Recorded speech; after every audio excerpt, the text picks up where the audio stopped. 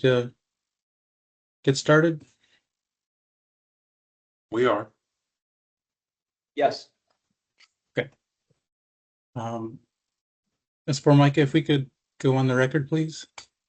Sure, on the record, 807. Thank you. Good morning, everyone.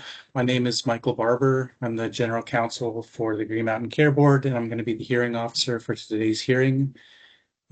This hearing is obviously being held remotely via Microsoft Teams. We do have a physical location, though, for members of the public who need a space to go to. The purpose of the hearing today is to take evidence and argument on Blue Cross Blue Shield of Vermont's 2027 individual and small group rate filings.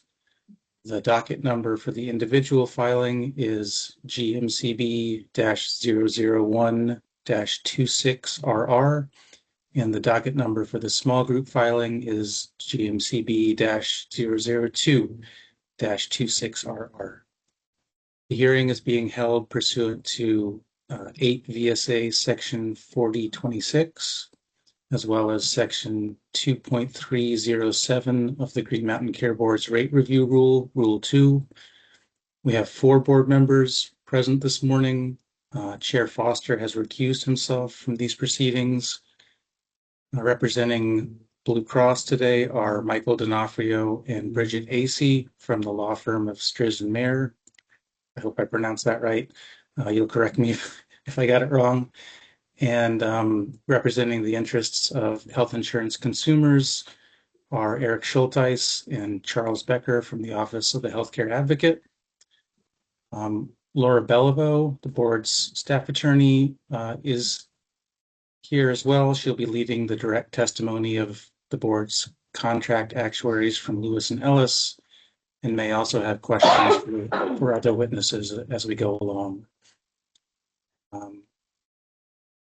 We're recording the proceedings today. We also have a court reporter here, and we will provide the parties with a transcript as soon as we get it. For members of the public who may be present this morning, we will be taking public comments at the end of the proceedings today. It's unclear when that will be, though, so if you don't want to sit through what's going to be a fairly long day of witness testimony, we have a meeting scheduled for Thursday, July 23rd from 4 o'clock to 6 o'clock that will be dedicated exclusively to hearing comments from the public on the individual and small group rate filings from Blue Cross as well as MVP, the other carrier in these markets. Information about that meeting can be found by going to the Green Mountain Care Board's website and clicking on the tab for board meetings. And you can also go to the Department of Libraries homepage, and they have a calendar with all the upcoming meetings for state agencies, and you can find information there about that meeting. I'm going to turn for a second to exhibit binders.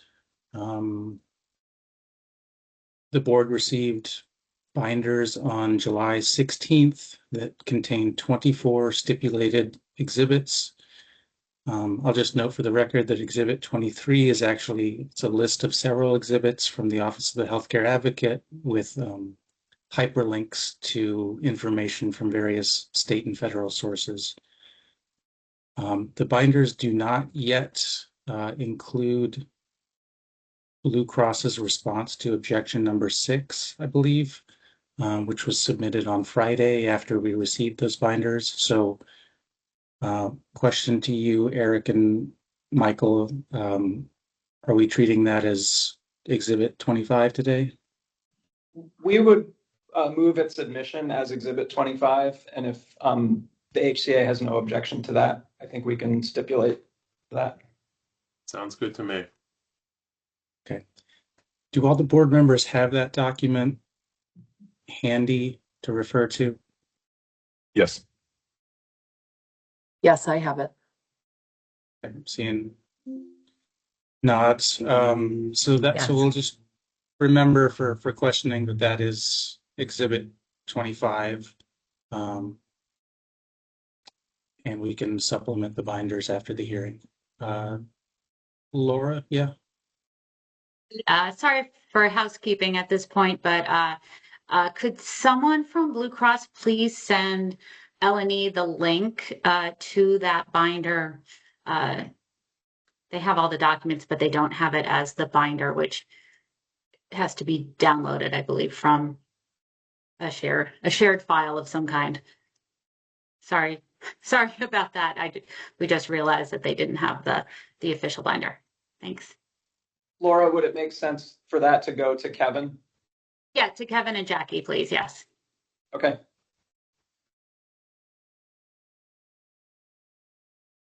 Thanks for that. Okay, so then, unless there's an objection, I will admit those 25 exhibits into evidence at this time. Okay, consider that done. Just a reminder, I know everyone is old hat at this by now, but please save any questions you might have about confidential information for a non-public session. The exhibits that contain confidential information are identified in the exhibit list at the beginning of the binders.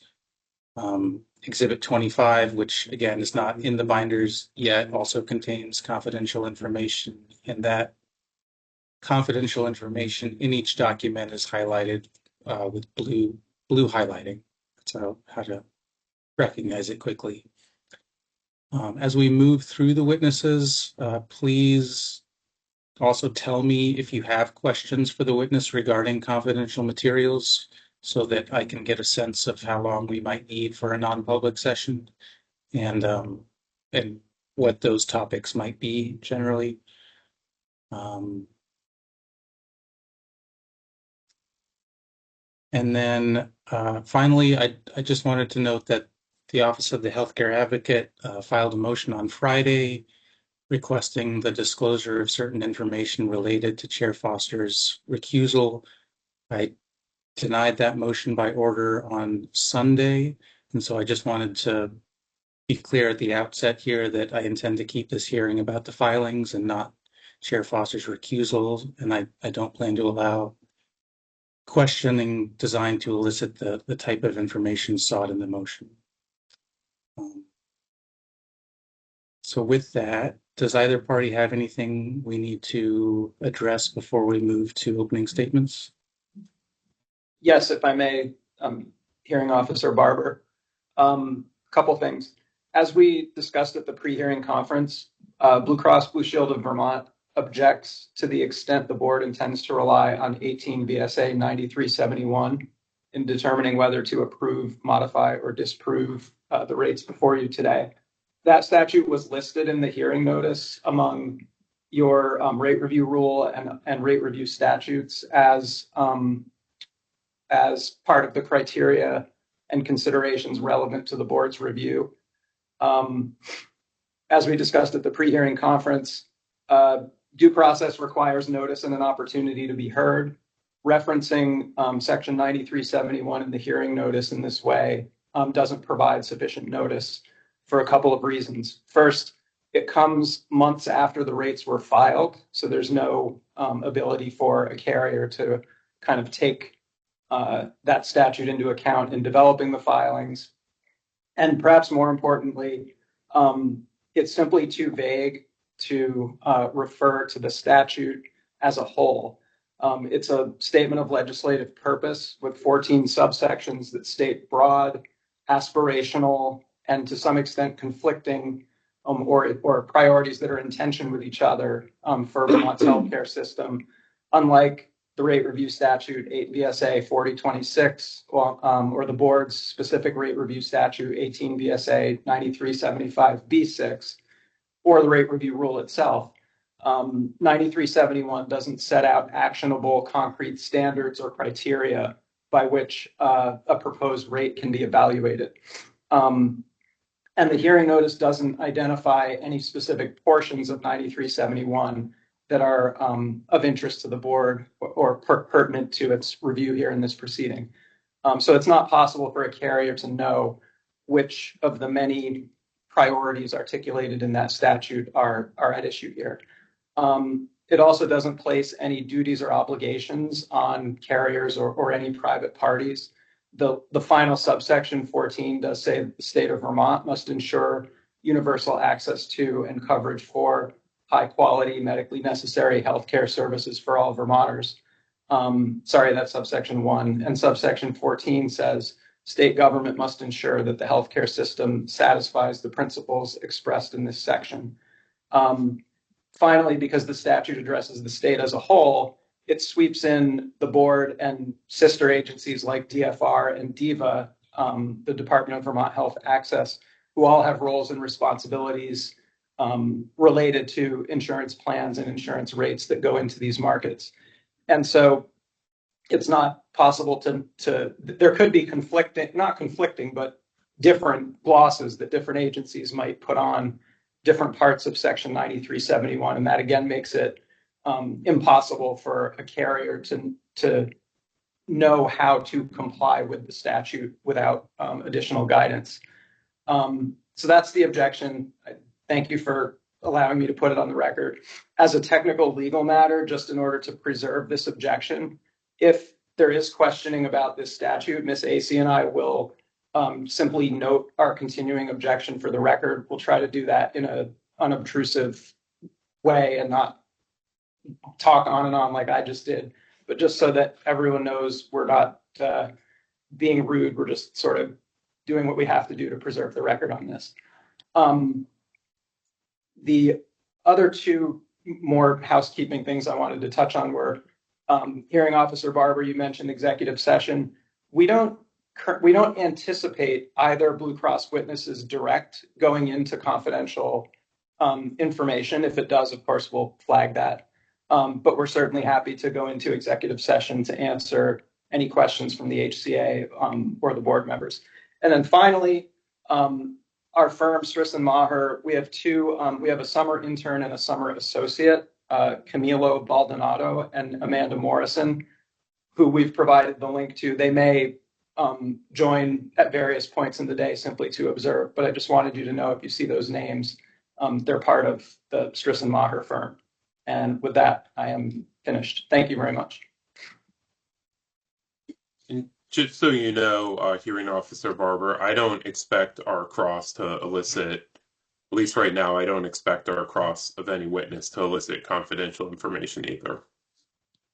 Okay, that's good to know. I do believe board members will have some questions about some of the material, so I do think we'll probably need to go, but it'll be good to understand the volume of questions about that material as we move through it. So I'm not sensing, I'm not understanding you're asking for a ruling on your objection at this point, Mr. D'Onofrio.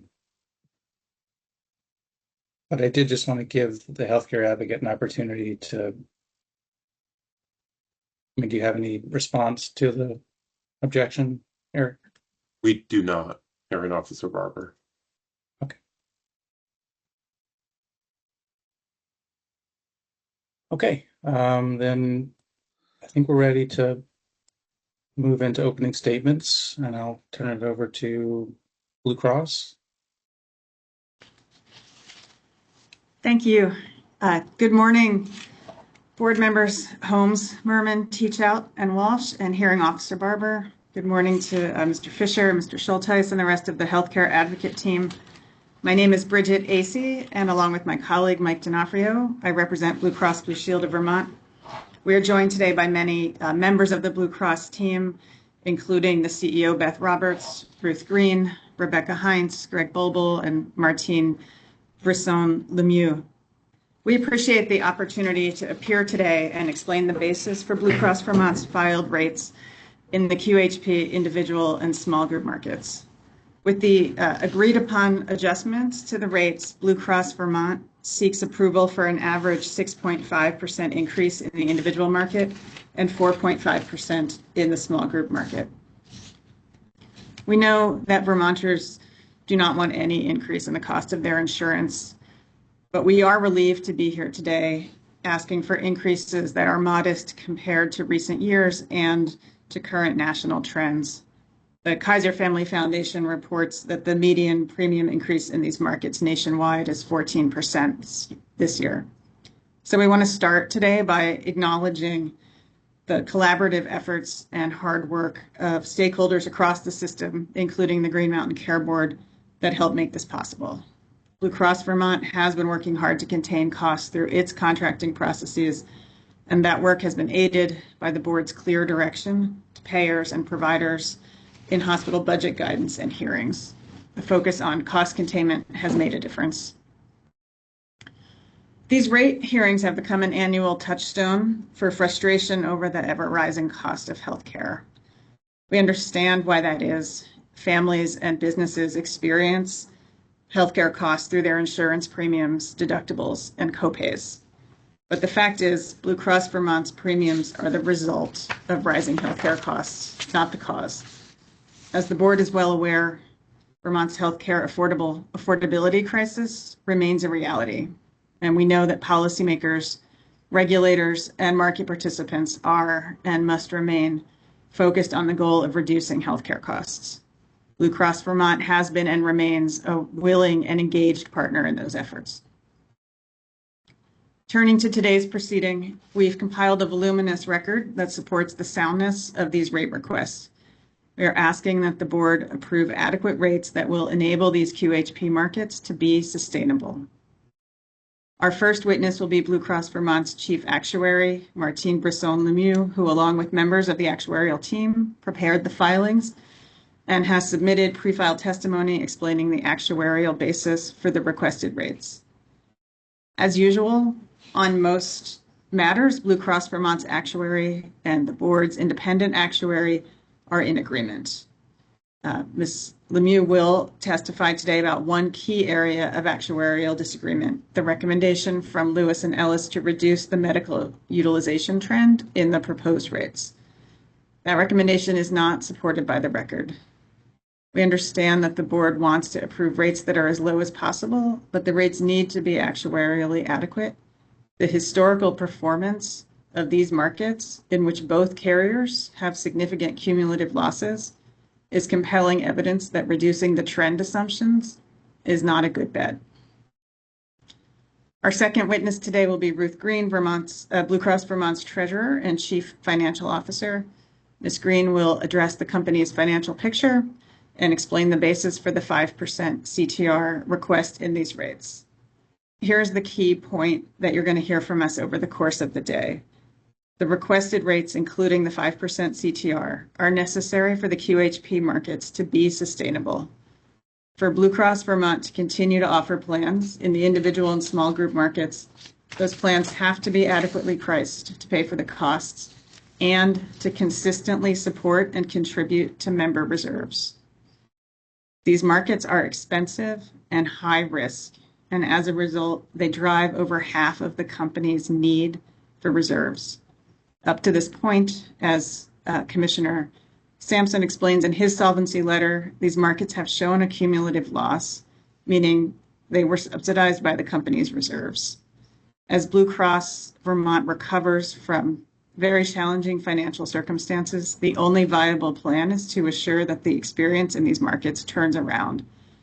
But we need the board to understand that the CTR component in rates is critical to making that change. It is not an optional rate component, and it's not a profit margin. The position of the company and the position of our solvency regulator is the same. The rates should include a 5% CTR to provide a contingency against higher than expected costs, to cover the increasing risks in these markets which drive increasing reserve requirements, and to make a modest contribution to rebuilding the company's reserves back to a safe and adequate level. Based on the record that's already before the board and the evidence we will present today, we ask that the board approve the requested rates for 2027. Thank you. Thank you. Mr. Schulteis? Sure. Members of the board, thank you. I'm going to be brief this morning. Most of what I have to say belongs at the end of the day, after you've heard the evidence, and I would rather say it then. The most important thing about these rate filings is the answer to two simple questions. What I want to do right now is tell you what these questions are so you know what to listen for while the witnesses are up. Both questions draw on Blue Cross's own filing figures. I won't ask you to accept any number the company contests. Just listen to what Blue Cross's own numbers tell you. The first question is about the individual market. Since 2021, this board has approved cumulative increases of 74.6% in the individual market and 51.5% in small group. Those are the board's own approvals compounded. This year's request comes on top of that, 6.5% in the individual market and 4.5% in small group market. In this year's filing, Blue Cross has included detailed summaries and measurements of its own. Measurements of what recently happened to enrollment in the individual market and of what it costs to cover the members who are still in the pool. Blue Cross calls the latter the voluntary cancellation morbidity factor. I want to be clear that nobody disputes these measurements. The company put them in the filing. The question is what they mean for the rates you're being asked to approve for 2027. And I'd ask you to keep that question open.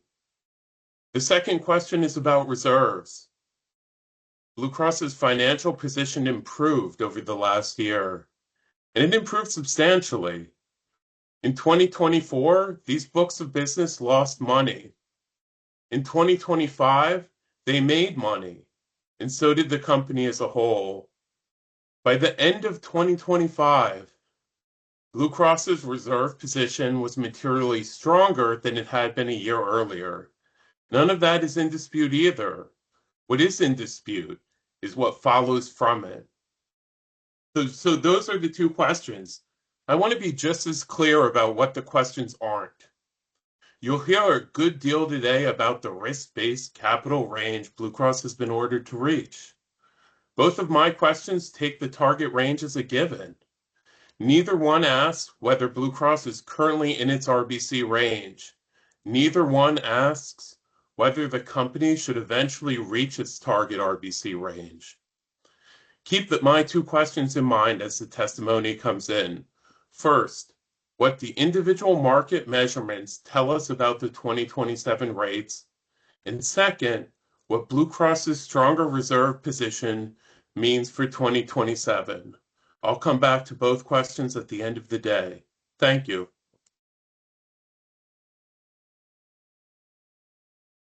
Thank you. So, Blue Cross, please call your first witness.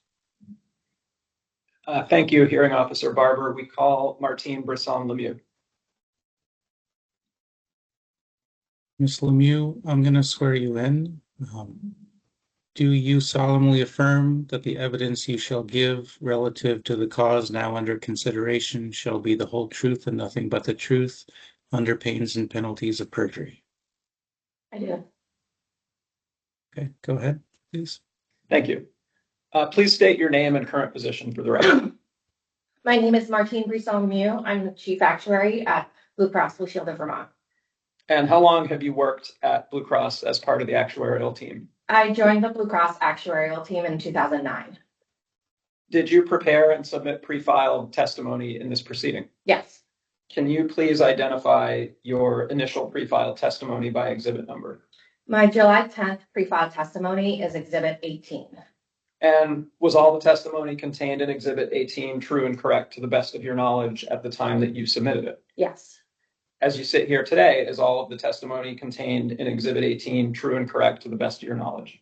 Yes, except I noticed one typo on page 11. The hospital budget submission values for North Country and Northwestern were flipped in the table. This only impacts that table and not any other calculation we performed with the information. Thank you for that correction. Would you please identify by exhibit number your supplemental pre-filed testimony? My July 14th supplemental pre-file testimony is Exhibit 20. And was all the testimony contained in Exhibit 20 true and correct to the best of your knowledge at the time you submitted it? Yes. And as you sit here today, is all of the testimony in Exhibit 20 true and correct to the best of your knowledge? Yes. Were you responsible for preparing Blue Cross's 2027 individual and small group rate filings, which are the subject of this proceeding? Yes, I was actively involved in the preparation of the filings, and I am fully familiar with all aspects of the filings and the underlying rate development. And the documents that make up the filing are at Exhibits 1 through 6 in the binder, is that right? Yes. And did you certify the filings? Yes, at the time of the filing, I certified that they meet all relevant actuarial standards of practice and that they comply with all applicable state and federal laws and regulations. That certification holds true today. And were you also responsible for preparing all of the information and responses that Blue Cross submitted over the course of this proceeding to questions that were posed by the board, by the board's actuary, Lewis and Ellis, and by the healthcare advocate? Yes, all the information and responses was prepared under my supervision, and I am familiar with all of the materials. And Blue Cross's responses to Eleanie's questions are Exhibits 7 through 11 and Exhibit 25 that was just added this morning, right? Yes. And are you familiar with the information and responses that Blue Cross has provided during the course of this proceeding to questions posed by the Green Mountain Care Board and the HCA? Yes, the responses for those questions were either prepared under my direct supervision or by other Blue Cross departments. I'm familiar with all aspects of the material and can address questions directly related to the assumptions and methodology included in the filings. And those responses are Exhibits 12 and 13 in the binders, right? Yes. Okay. I'd like to ask you some questions about Lewis and Ellis's analysis of the rate filings. And those are found at Exhibits 14 and 15 in the binder, right? Yes. Have you had a chance to review those documents? Yes. Would you please turn to page 24 of Exhibit 14?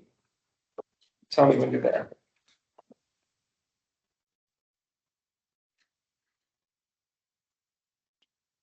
Yep. That page begins with the word recommendations. Do you see that? Yes. And Lewis and Ellis recommended 5 changes to the proposed individual rates here on page 24 of Exhibit 14, right? Yes. Okay. Would you please flip to page 23 of Exhibit 15 and tell me when you're there? I'm there. Here, Lewis and Ellis is recommending 5 changes to the proposed small group rates, right? Yes. And are the recommended changes the same across both markets? Yes, except for the mention of the withdrawal of the catastrophic plan in Exhibit 14. And why is that only in Exhibit 14? The catastrophic plan was only available in the individual market. Thank you. Does Blue Cross Blue Shield of Vermont agree that all of Lewis and Ellis's recommendations should be adopted in both markets? No, we noted our disagreement with the medical utilization trend recommendation in my supplemental pre-file testimony, which is Exhibit 20. And that disagreement applies to both individual and small group, right? Yes. Is Lewis and Ellis's analysis of medical utilization trend identical for both filings? Yes. Could you please expand on why Blue Cross disagrees with Lewis and Ellis on the medical utilization trend? We disagree with the recommendation of reducing medical utilization trend to 3.5% in the aggregate. The data my team and I analyzed during the development of the rates and reflected in the filings or answers to questions through filings suggest that 3.5% is unreasonably low aggregate medical trend for the Blue Cross Vermont QHP population. Would you please turn to page 8 of Exhibit 14 and tell me when you're there? Yeah, I'm there. Okay. Do you see in the middle of the page there are 6 bullet points? Yes. Would you please read the 4th bullet point into the record?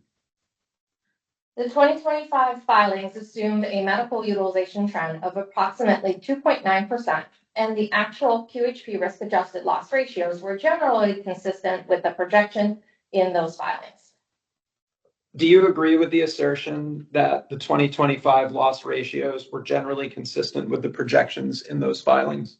No, the actual loss ratios were higher than projected in the 2025 rate filings, which is why even with an approved contribution to reserve of 7%, the actual contribution to reserve for those markets was 5.2.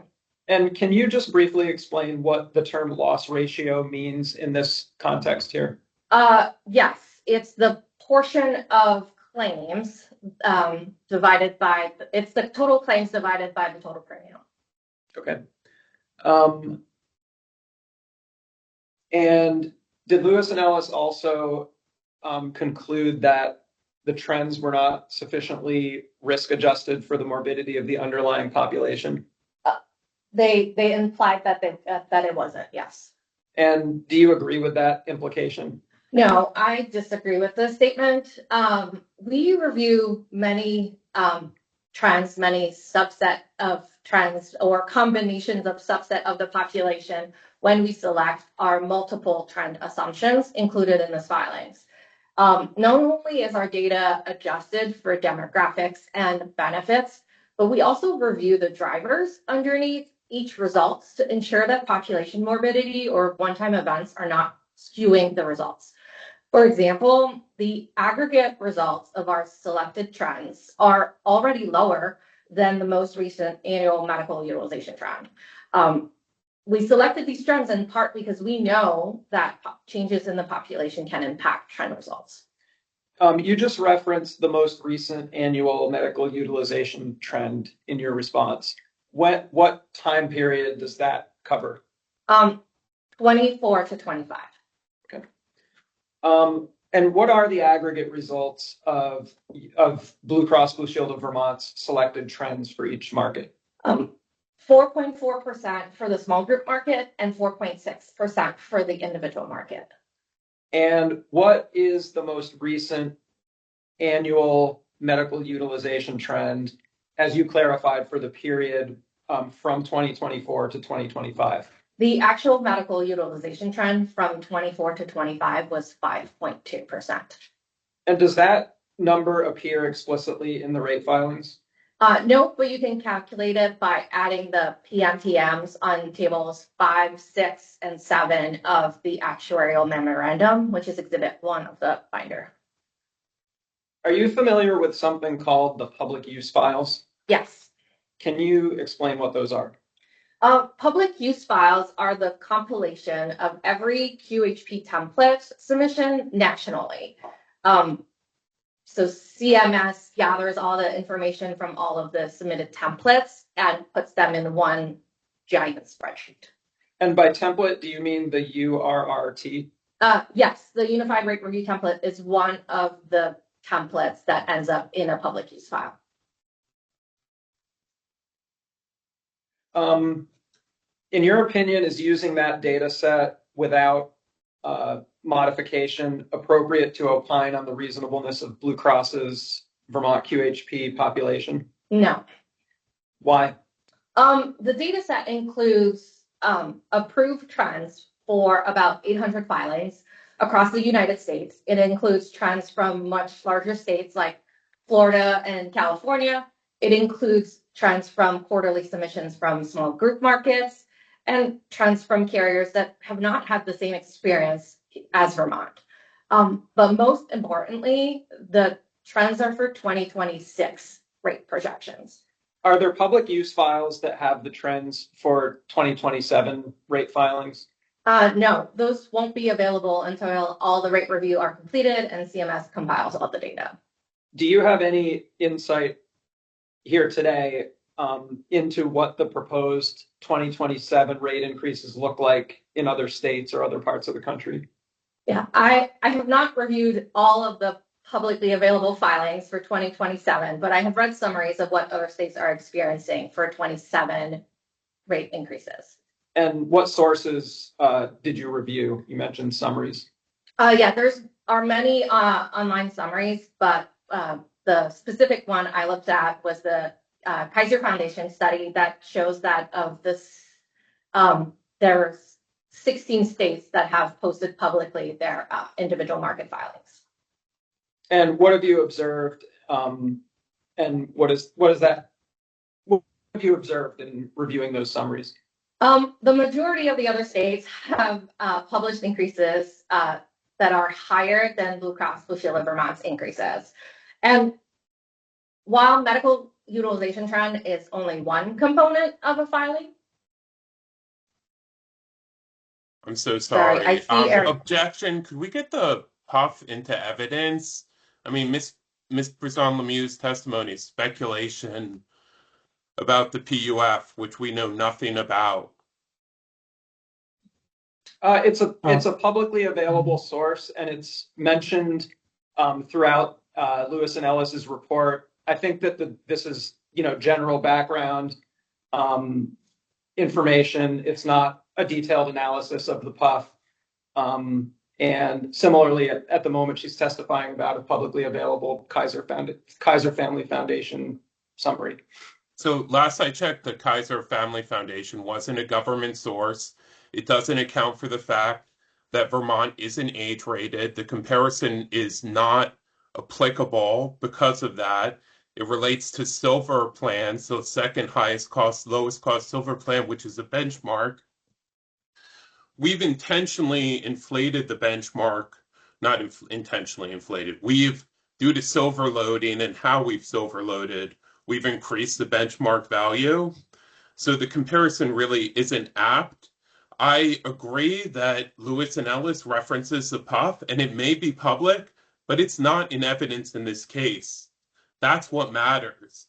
That's what's relevant here. That I could have looked up this magic piece of evidence is irrelevant. We're not moving its admission.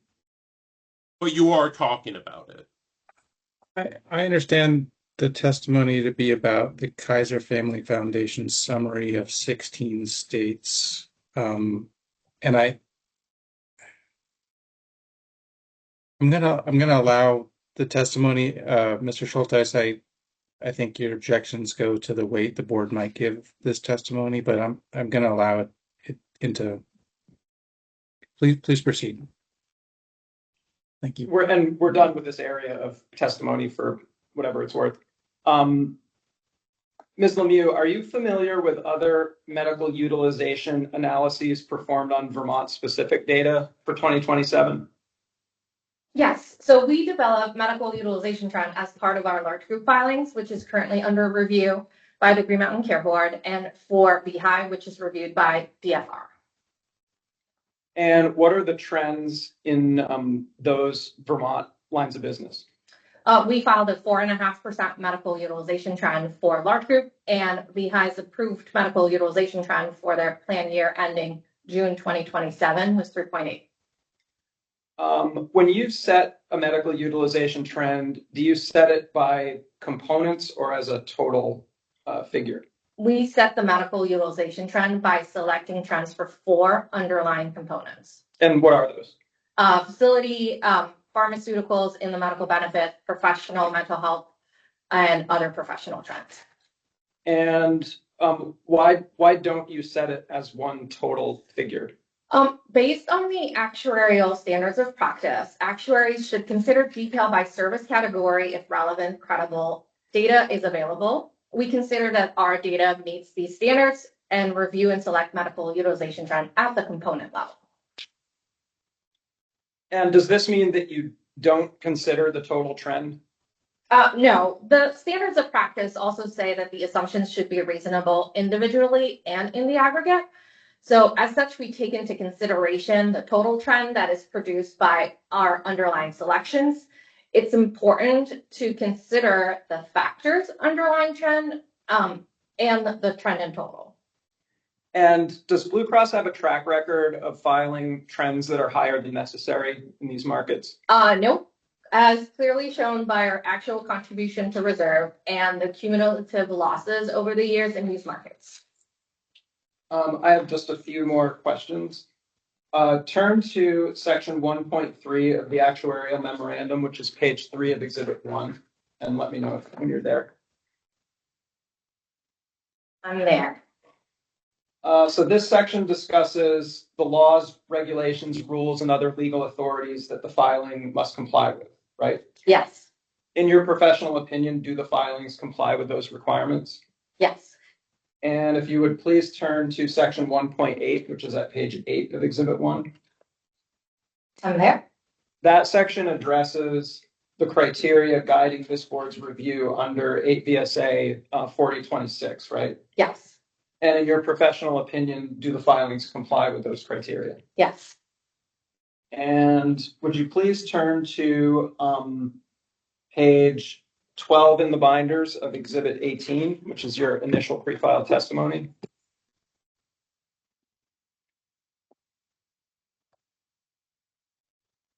Yes. And you see on binder page 12, there's a heading about a third of the way down the page that says compliance with legal and professional requirements. Yes. And you see there's a number of questions and answers extending over the next couple of pages under that section. Yes. Does all of that testimony continue to hold true today? Yes.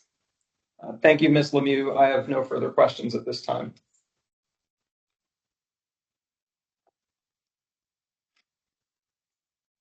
Thank you. Does anyone need a quick break? Please speak up if you do. Okay. Mr. Schulteis? Thank you so much. So good morning, Ms. Brisson Lemieux. I have a few short questions for you this morning. So I'm just going to ask you to confirm some numbers that you filed and where they're found, which will inevitably happen if I get a citation wrong. Just go ahead and correct me. Okay. Okay. So to start, can we turn to page 4 of Exhibit 20? That's your supplemental pre-filed. Yes. And Blue Cross is asking this board to approve a 6.5% average increase in the individual market for 2027 and 4.5 in the small group, correct? Yes. That Okay. is what we knew at the time of the hospital budgets, and not all of them were submitted. Yeah. So I know these rates change fast and furious, so I have to pick a point in time. So this is the one I picked. So could you turn to Exhibit 1, page 5? And I'm sure you've looked at this many a time as it's the actuarial memo. Yes. So if we look at Table 1, there's a line for contribution to reserve and bad debt, right? Yes. So it's all the way at the bottom. And that line adds 1.5% in the individual market and subtracts 0.7% in the small group, right? Yes. So let's turn to Exhibit 13, page 92. That's going to be the supplemental healthcare exhibit. Yes. And then if you look at other indicators, which is all the way at the bottom of that chart, not the very bottom part, but the main chart, and it's going to be line 2, number of covered lives is 22,672, correct? Yes. For the QHP individual book of business, correct? Yes. Okay. And so that is going to be for 2025. Is that the average for the year or a point in time estimate? I am not sure. I am not the one completing this exhibit, but we can get you that answer. Yeah. So that answer would be in the NAIC instruction. So it's a point in time as of December 31st. But Okay. yeah, that would be great if you could get me that formally. So I want you to go to Exhibit 1 again, page 10.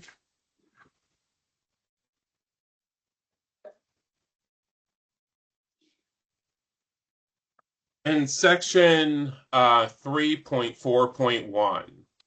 And so, are you there? Let me Yes. know. Great. So, by February of 2026, individual market enrollment was 17,428. Yes. Okay. And for 2027, Blue Cross projects 209,136 individual member months. That's the same exhibit, same page, same section, but the last paragraph of the section. Yes. Okay. And 17,428 times 12 is 209,136. Does that sound right? Do you need a moment with a piece of paper to do that? No, I know it's right. Okay. I would need a piece of paper. That's what I asked. That wasn't me being sly. I did not do that in my head. I just know that that's how it was done.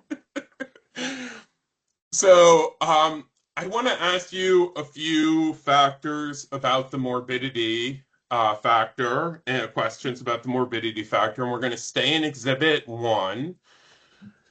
Could you turn to page 11, section 3.4.2, quote, changes or the subsection changes in pool morbidity due to voluntary cancellations? Yes. So you say that you have a factor in pool morbidity change due to voluntary cancellations, 1 plus B9. And for the individual market, it's 1.1053, correct? Correct. And the memo says the large factor in the individual market is the result of the expiration of the subsidies at the end of 2025, correct? Yes. Okay. And you measured that factor rather than projecting it by observing experience period claim costs for members you knew were no longer enrolled as of February 2026. Yes. Okay. And so we're going to talk about another factor. And so I want you to look at the same exhibit, page 10, so just on the other side, exhibit 3.4.2, changes in the morbidity of the population insured. Yeah. Okay. 1 plus B7 captures the impact of the expiration of the enhanced PTC, and Blue Cross set it at 1, correct? Yes. Okay. And a factor of 1 multiplied through changes nothing, correct? Correct. Okay. So same exhibit, same page, same subsection, same paragraph, but this is the first sentence. And the memo says Blue Cross does not expect additional movement out of the individual market from the subsidy expiration beyond what B9 already captures, correct? Correct. Okay. So the two factors were built differently. For B9, the memo says the impact is measured by observing experience period claims cost. Well, for B7, the memo says Blue Cross, quote, does not expect, end quote, additional movement and sets the factor at 1. Is that right? Yes. Okay, so B9 is measured and B7 is one you decided on using, correct? Yes, it's an assumption we made. Okay. So let's move to risk adjustment. Same exhibit, starting on page 21.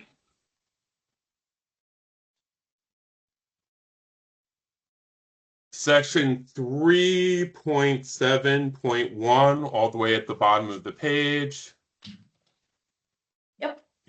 Okay, so Blue Cross describes the 2027 risk adjustment transfer, and starting from the 2025 transfer and adjusting for membership changes, market-wide premium, and PLRS model changes, right? Yes. Okay. So Hey, Eric, now can I yep, interrupt you 1 second? I'm sorry, I missed which page you went on to. 21, all the way at the bottom of that page on section 3.7.1. All right, thank you. That Sorry, first, what's up? You see it? Okay, great. I got it. So, I am going to. Oh my God, I got these exhibits. So, in objection two to the board actuary asked you about DIVA's data showing overall individual market enrollment that is lower in 2026 than in 2025. And you answered that you had accounted for members leaving the QHP market altogether, right? Yes. Okay. And so could you turn to, so last topic, turn to table 3 of exhibit 1, which is on page 6. I'm there. Awesome. Okay. And you report that these markets, individual and small group, lost 27.3 million in 2024 Yes. and gained 24.9 in 2025, right? Yes. Okay.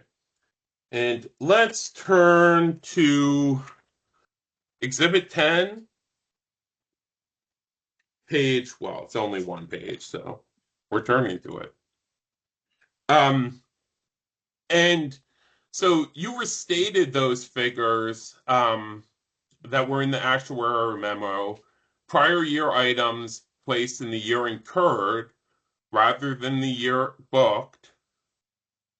And you restated those according to the gap funding. So the things that are in the supplemental healthcare exhibit, correct?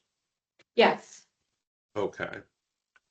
That's it. Thank you so much, Ms. Brisson Lemieux. You're welcome. Okay, now we'll move to questions. Actually, before I do that, Ms. Beliveau, did you have any questions that you wanted to ask? Not at this time. Thanks.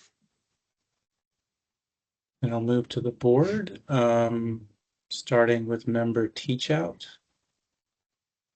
And then just for folks' reference, I'm going to go member Walsh, member Holmes, member Merman, in that order. Thanks. Go ahead. So thank you. I have only a couple questions. One is on Exhibit 13, page 11, which is the Blue Cross Blue Shield of Vermont response to Green Mountain Care Board question number 23. This is about shifting the claims cost between the metal levels.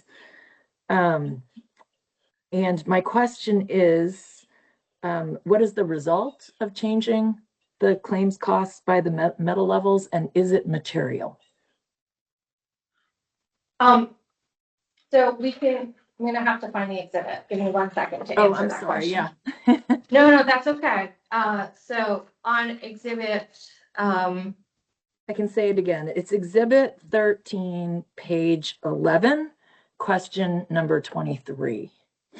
yes, sorry, I meant the filing exhibit. So if we go to page 49 of exhibit 2 Okay. of the binder, which is exhibit 7 in our list of exhibits. we have the calculation of the portion of the administrative costs that are different by metal level. Let me know when you're on page 49 of Exhibit 2. Yep, it's gonna just take me a minute. 49, okay. It's very small. Yes. Which But what box we is can- it on that page? So the first part of that page, we have how we distribute the average PMPM for those costs. And to get you the range, the bronze plans are at $8.47, and the platinum plan is at $14.28. So that's the range of plus and minus. Okay, so just to go back to my question, what is the result? So what you're doing is making the platinum plans more expensive and the bronze plans less expensive, and that goes across all of the metal levels?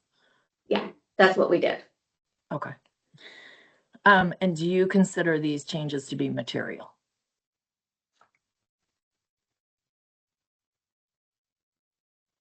I mean, it's $2 to $4 PMPM. So I think they're worth it.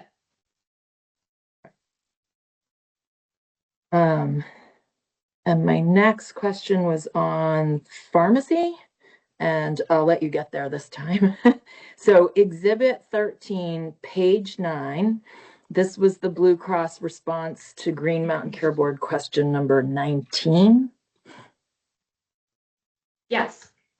Great. So I'm focused on the part about specialty drugs, where you said the utilization trend from calendar year 24 to calendar year 25 was 19.6%, driven by drugs for inflammatory conditions. And then you said the trend rate for specialty drugs dispensed at UVM's specialty pharmacy represent approximately a quarter of all specialty drugs dispensed for this population, and the most recent annual trend was higher than the average at 24.7%. So first of all, just clarify, this is retail specialty pharmacy? Yes. Okay. And then my question is, why is UVM MC over 5% higher? And then did you see the same trend at Dartmouth?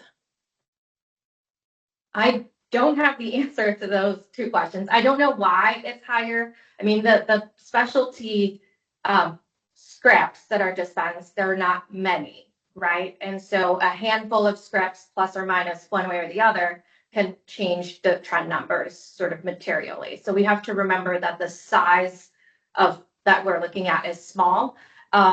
And I do not have the numbers for Dartmouth in front of me, but it is something we can provide after the hearing. Okay. Thank you. And then let's see. My last question for you is Exhibit 14, which is the L&E report. And I wrote down in my notes page 19, but that might be of the report, not of the exhibit. I got my page numbers a little messed up here. Let me just look.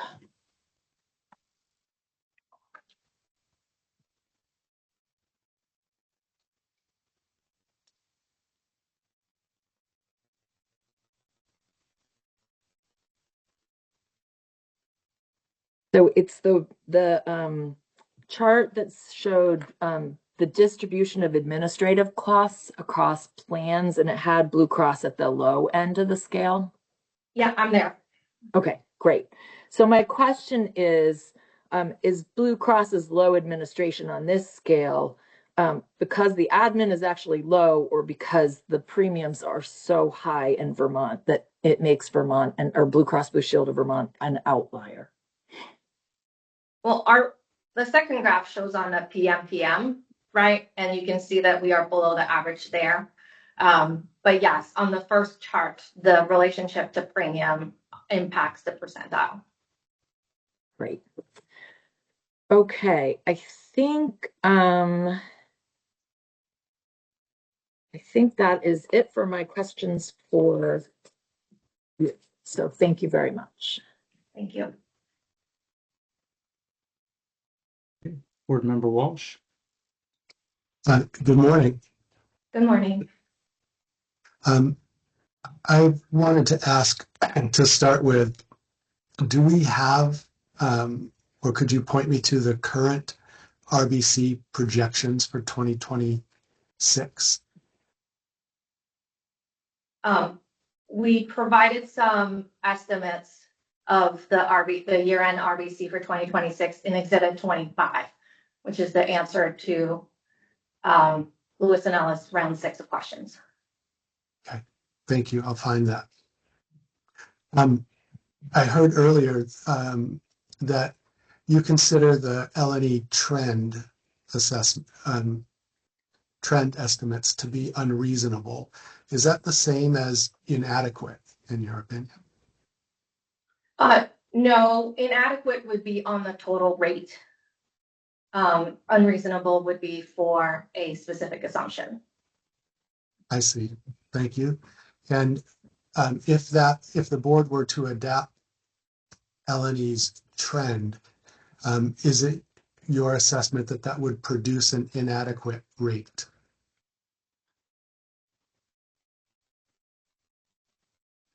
It would effectively reduce our requested contribution to reserve. And so to that end, it would be less adequate than we filed and what we need. But if there is a contribution to reserve, a reasonable contribution to reserve, then per the definition, they would not be inadequate. Thank you. Does Blue Cross Blue Shield treat actuarial adequacy as sufficient evidence of affordability? We consider all of the components of the rate review when we do the rates, but most importantly, we need to make sure that we have projected rates that cover the projected claims that members will have, and administrative costs, taxes, fees, and a small contribution to reserve. So covering the claims submitted is the assessment of affordability that you're most comfortable using? Yes, as you know, the underlying claims cost are what they are, right? It's what our members get for services. And so as long as the rates themselves are not excessive, then we are covering what we can for the claims, and it has to be affordable for what the services are. Thank you.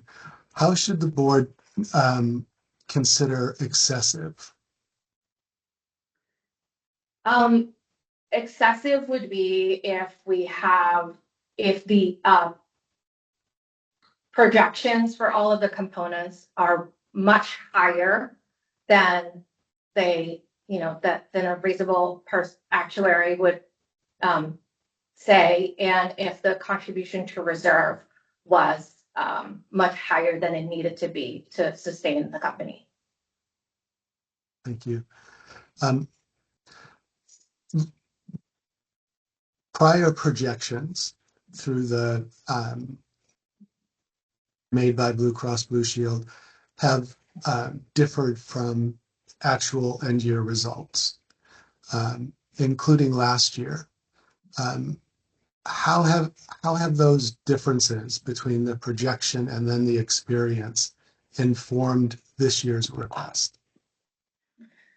So when we set the different assumptions, right, we reviewed to see how the prior year or 2 years before sort of ended up, and we do make modifications to either some calculations or some estimates to reflect what we have learned over the past few years.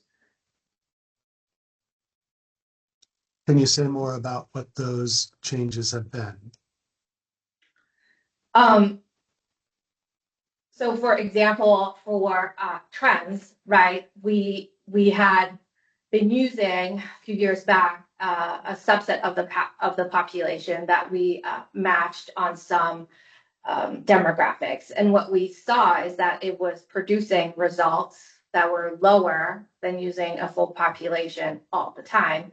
After many years of losses, and so we can say missing trend, right, on the low side, we reassessed that methodology and we changed it last year, because while the theoretical methodology made sense, the application to our population and the results it was producing was not compatible.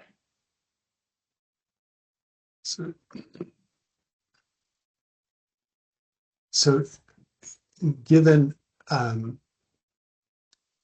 actuarial science has assumptions and estimates, it's not like weighing a stone where everybody would agree like that's the weight of the stone.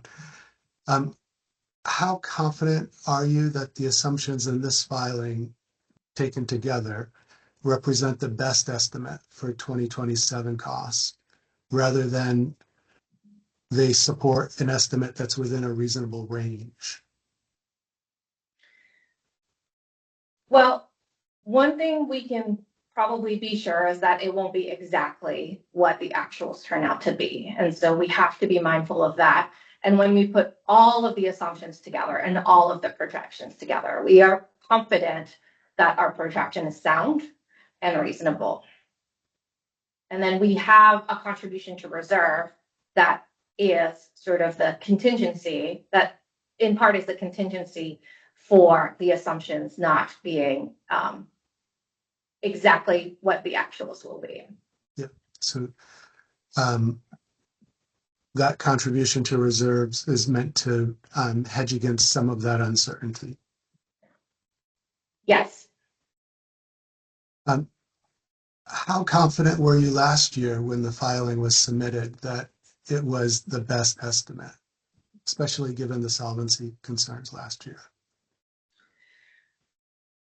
For 2026, we at the time of the filing, that was our best estimate, and I guess we felt pretty confident about it, and we won't know for sure how it ended until this time next year.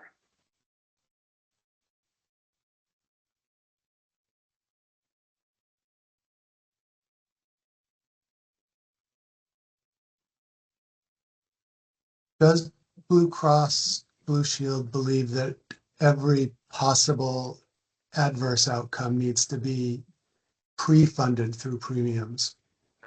Or do you have some ability to manage uncertainty as it unfolds?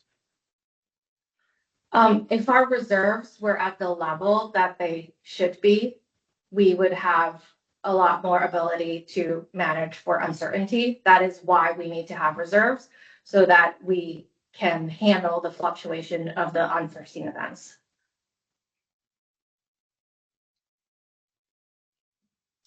And I guess my last question then is, given the affordability pressures in our state, how should the board decide how much uncertainty ratepayers should bear versus how much Blue Cross Blue Shield should manage through reserves?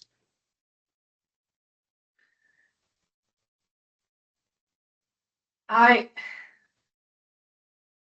would probably consult with DFR, the solvency regulator, who can support the board in that decision. Okay, I think that's, I can't speak for the rest of the board, but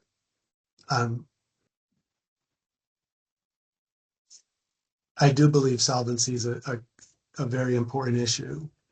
And I understand the uncertainty that goes into calculations like this. And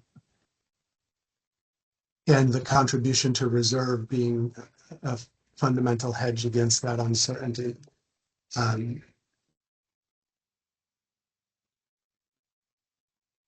How much of that uncertainty needs to be funded by ratepayers is something that I'm trying to work through, and I'll keep listening today. So thank you very much. You're welcome. And Dave agreed to let me jump back in because I forgot one question. Go So ahead. that's okay with everyone. That's what I'd like to do. So my one omitted question is on Exhibit 20, page 4. And this is where you updated your hospital budget assumptions for the submitted information to date from the hospitals. Yeah. Great, thanks. So you assume a 1% increase and a 0.9% increase for the hospitals that you've submitted, that have submitted their information so far. So my question is, have you been able to fully update this with information that's available to the hospitals, from the hospitals?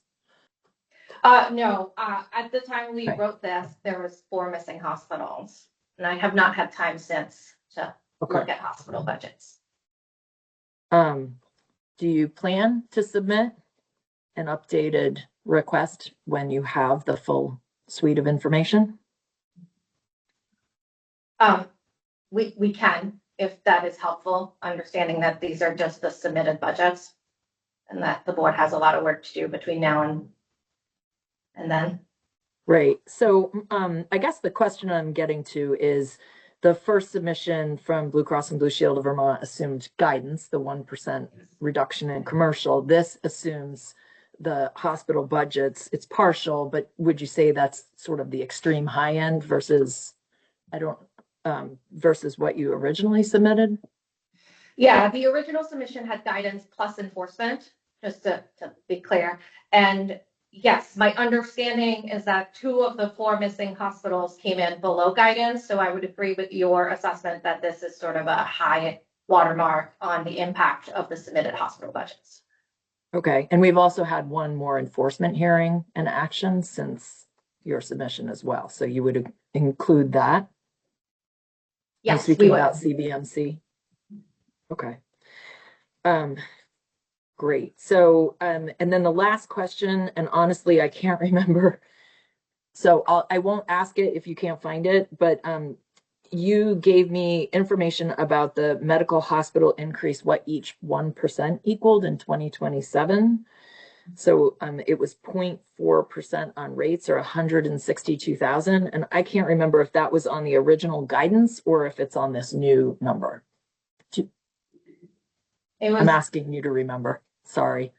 It was, if you asked the question before July 14th, then it must have been on the guidance. Okay. All right. That's it. Thank you. I just wanted to clarify those hospital budget assumptions. Appreciate it, Member Merman. I believe Member Holmes was next, so why don't you go ahead, Jess? Thank you. And good morning, all. It's good to see you all this morning. I have a couple of, I think, mostly clarifying questions, a few maybe more substantive questions. For the non-GMCB regulated providers, you rely on the fall 2025 Blue Trend survey to predict unit cost growth. And I'm wondering, historically, how accurate has that source been in predicting the unit cost growth for the non-GMCB regulated entities that your subscribers use? So first, to clarify, we apply that trend for Blue Card providers. So those are so there are some non-GMCB regulated providers that we contract with directly, right? And we don't use that. I have not reviewed the cost trends, like the historical cost trends for the Blue Card providers, to see how reliable the survey from the association has been in the past. Okay. It's all based on data from other Blue plans, and we would only have the information to the extent that our members have had claims at those providers. So it might not be a full picture. Okay. And the $4 PMPM for payment reform initiatives has come up in multiple questions and in the materials. And it sounds like in your answers that it's a work in progress, still up in the air exactly how that $4 per member per month payment reform initiative will be allocated. Is that correct? Yes. Okay. When will you know how that $4 per member per month payment reform initiative will be allocated? Probably in the fall, as we work through the different programs and how we want to change them for 2027. We would have to notify providers, I believe it's 60 days in advance of the start of a program, so we would have to know at some point in the fall. What data or evidence are you using to evaluate those programs to decide how that money should be allocated? So we have an internal team that looks at which metrics are important to us as a plan and to our members, right? Quality metrics. And we use HEDIS results mostly for understanding how each practice's panel sort of meets or does not meet these thresholds. Then we kind of put it all together to see where the different metrics and the different provider types, pediatrics or not, right, all kind of go together. And once we have a picture of what we want and we know how much money in total we want to spend, we'll allocate based on the metrics and the providers. Okay. So in 2026, you allocated, I think, $3 per member per month, right, for Yes. primary care. Is the intent? This is not additive on top of the $3. It's not a total of $7. This is basically that $3 with an incremental dollar, potentially $4, and it would be allocated still to primary care. That's the plan. Okay. To continue to allocate it to primary care programs. Okay. Great, thank you. This is actually a follow-up to Member Teachout's question on, I think it was Exhibit 13, page 9, that question 19 about the specialty drugs, and a quarter of the specialty drugs for this population coming from UVMMC's specialty pharmacy. How do Blue Cross Blue Shield's reimbursements for those specialty drugs compare to national, regional averages or Medicare rates? I don't know. We can follow up on that. Okay. And I guess then you do not know probably the answer to the question whether the rates that you pay or ultimately your members pay for those specialty drugs at UVMMC are reasonable. I would not be able to answer that now. Okay. That would be great follow-up, given the high cost of specialty drugs. Yeah, one thing to clarify, if I may. Sure. The retail specialty drugs, right, are reimbursed under our PBM contract. And so the cost to the member does not change whether they go to the UVM's retail specialty or Dartmouth or directly through Optum. Okay, that's helpful. Another question about your public education and advocacy campaign, which I know started last fall, around the variability in pricing services. Did that campaign lead patients to migrate from high-priced facilities to lower-priced facilities? Did you track at all the impact of those marketing efforts? No, because it's still a little too early to track those efforts, right? And so there's a lag between when the service happens and when we get to see it, but also not every services are accessed each month, right? And so I think it would be better to wait for at least a year of data to understand if those, annual types of screenings or services have moved from one facility to another. Okay, but you are tracking the marketing efforts and whether or not it's moving patients. Is that right? Yes, we will make sure that those investments in the marketing expenses are worthwhile and that they are helping members find lower cost options. Okay. I think my last question is on Exhibit 13, page 15. There's reference to UVMMC physicians providing services at CVMC and PMC at Porter, and billing at the higher UVM health schedule. Have you calculated the impact of that on medical, costs? No, it's complicated to understand the impact because of the limited information that comes in on a claims form. And so it would have to, for example, find each member that had services that are listed under the two facilities and make an assumption whether they are related or just two different visits. So our data is limited to understand, to quantify the impact of this. Okay. Can you speak about the fairness of this billing practice? There's reference to it.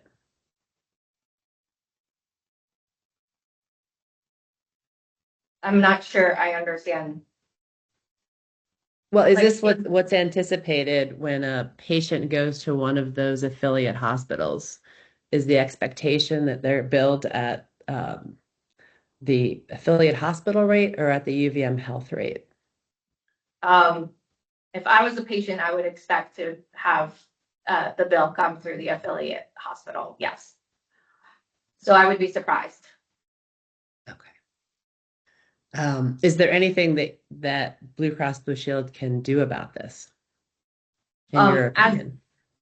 I mean, as our answer says, right, we are in a disagreement with the health network on this particular topic.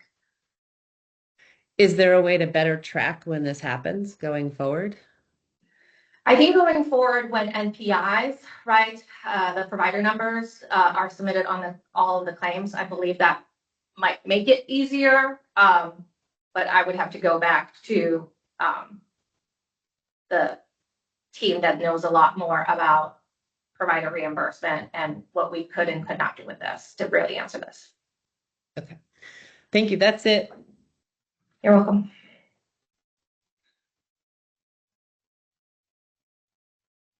Okay, now Member Merman. Thanks. Thanks, Martine. I always appreciate your testimony. I'm just going to start with following up on a couple other board member questions, and we'll just start off right where we left off with the UVMMC physicians billing at CVMC and Porter. So I guess the question for you is this where the professional claim is billed separately from the facility claim, that the professional claim is coming from the medical center? That's my understanding. I think a good example might be like a reading, right, of radiology or something like that. But that's my understanding of the issue. But again, I am not super close to this, so we can follow up on that. I guess, and I don't want to, if you don't know, but I might add a few more questions that we can follow up on. And I guess the question I have is, are all physician claims at these hospitals being billed as if they are medical center physicians, or is it only some physician claims? Some physician claims. We have some professional physician claims at the affiliates. I guess it would be helpful to know which ones are and which ones aren't. I think for our understanding. No, I totally understand. I'm not sure that we can specifically point to which ones are or are not based on what we receive on a claims file, right? But when I say we have some, it's because I know that we have some claims that come through as professional, right, for CVMC and Porter. So that means that not all go to UVM.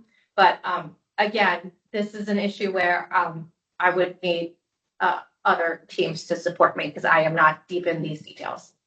Okay, maybe I can work with our staff and attorneys to come up with some additional questions on this to follow up afterwards. I don't want to belabor it too much at this point because, but I think it'd be helpful for our understanding. Okay, back onto Member T-Chat's question that that Member Holmes followed up on regarding the pharmaceuticals, which is in questions, I believe, 19 and then 20 as well at UVM. So let me just make sure I understand this right. You said to Member Holmes that the cost to the member does not change depending upon where they get the specialty medication. Is that right? That's correct. So the ingredient cost, right, or the allowed charges in the retail pharmacy world is the same regardless of where you get the script. Okay. The question in 20 discusses the 340B pharmacy and the rebates. So if a member were to buy a specialty drug at a UVM pharmacy, which is a 340B pharmacy, does Blue Cross get the rebate from that? No, we don't. And so if a drug is purchased, and it's not all of the claims that at a 340B hospital that are 340B claims, right? My understanding is that they can purchase both ways. But then when the claim comes through, the ingredient cost will be the same, right? The allowed charges. And then on the rebate side, if the manufacturer has already sort of paid the rebate through a lower 340B purchase price, we don't get any rebates on that particular script. And do many specialty drugs typically get manufacturer rebates, or is that more of a rare thing to occur? Many of them do, as long as they have sort of the preferred status on the formulary, right? So, for example, we preferred some biosimilars, right? So then usually in exchange you don't get rebates if somebody gets a prior auth to get the brand drug. And so one thing I was trying to understand is the impact on premiums of largely specialty and brand name drugs being purchased at 340B pharmacies as opposed to non-340B pharmacies due to the lack of rebates that come back to Blue Cross, which then subsidize the premium. Right. And it sounded like you were having difficulty calculating that, or didn't think that you could calculate that. No, so I think the question, maybe I misunderstood question 20 because they were talking about pharmacy trend, and we set our pharmacy trend based on the ingredient cost, right? So rebates are not in. But from a rebate perspective, for the rebates, we take our experience collected rebates and we trend them with a utilization trend, basically, right? Because if there are more scripts, there should be more rebates, all else being equal. So if the pattern in the experience of scripts that receive the rebate versus did not receive a rebate does not change, right, over that period, then there's no impact. Now, if we were to completely change the patterns where instead of a portion of the claims being 340B with no rebates to extreme, all of them, right, that would obviously have an impact on the overall rebate. Okay. I guess, is there any way to calculate the impact to premium on not getting rebates due to members purchasing medications from 340B pharmacies, which is sort of a question of saying, I understand the question. Yeah, I understand the question. So yes, we know why a claim was excluded from rebates. We get a note, right, on a file that says 340B. Amongst other reasons, claims can be excluded from rebates. And so we could estimate based on the number of scripts and the drugs they were for, right, what an impact would have been had there had been no 340B rejections. Is that the question? Sort of yes. how much rebates are we missing out on in a way. Yes, I think, and another way to think about that is how much commercial subsidy is going to a 340B hospital in the form of rebates that then is getting in the form of not getting rebates, essentially, because then the 340B pharmacy is effectively getting the rebate through a lower purchase price. So then the commercial insurance product is then subsidizing the hospital through the fee, indirectly through the fee 340B program, but then that drives up commercial premiums. So I think if we could, I'm trying to understand what's the sort of impact of that subsidy going to the 340B pharmacies. So yes, if we could calculate what you suggested, that would be helpful. I don't think I could actually say it back to you exactly. So I think I'll leave it with what you said. I have a few more questions on this topic, just on some specific exhibits. And you're probably going to be able to get to them a lot faster than I can, but Exhibit 2, page 41. And there's also Exhibit 2, page 13. I believe those, I should, according to my notes, have tables on those pages. And what I was wondering is if they are inclusive of rebates or if rebates are not involved in calculating these tables. So page 41, so all of the trend development is based on ingredient costs, so does not include rebates. On page 13 of Exhibit 2, Table 1 is all of the rebate information. Okay. All right. An Exhibit 4. Sorry, I'm working on an e-binder, so it takes me a little while to get from place to place, which this is my attempt to save paper, but it slows me down. Let me just get here real quick. Oh, it's kind of clunky.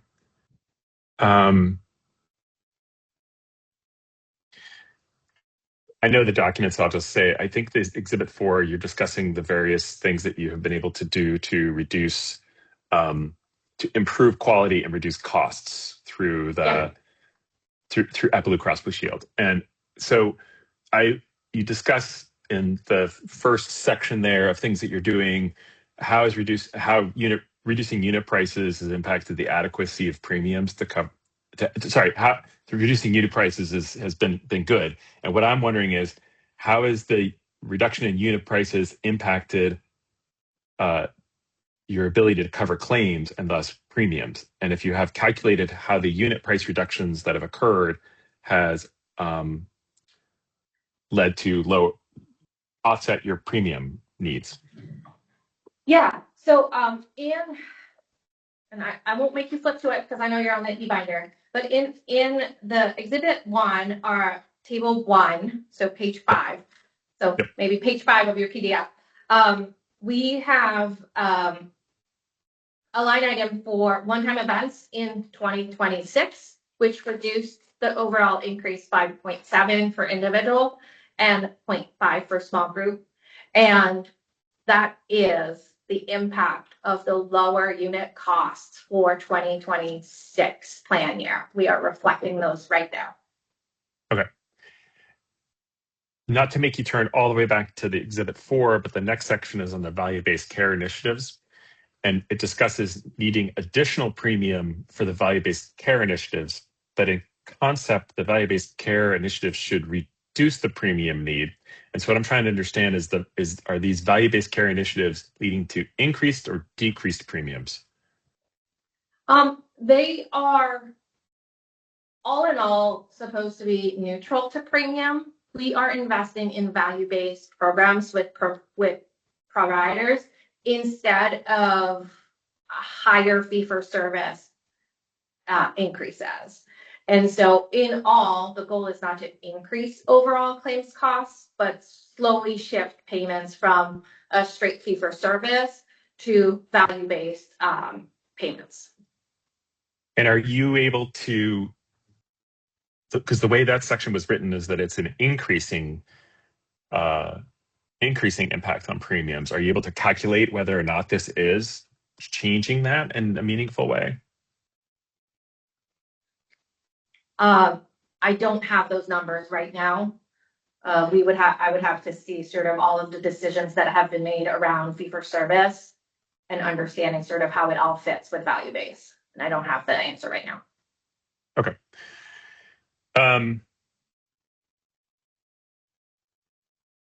On Exhibit 13, page 13, question 25.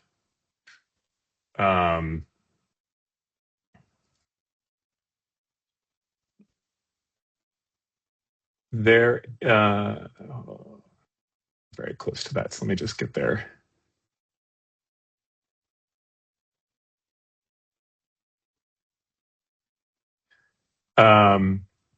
There are several tables here starting on page 13 into page 14. And I just wanted to, and I believe none of these are confidential as far as I can tell. Correct. I just want to sort of talk through them. So when I look at table 5A and 5B, it discusses the actual expected claims, PM in the individual market and the small group market. And just say, look at the year 2023.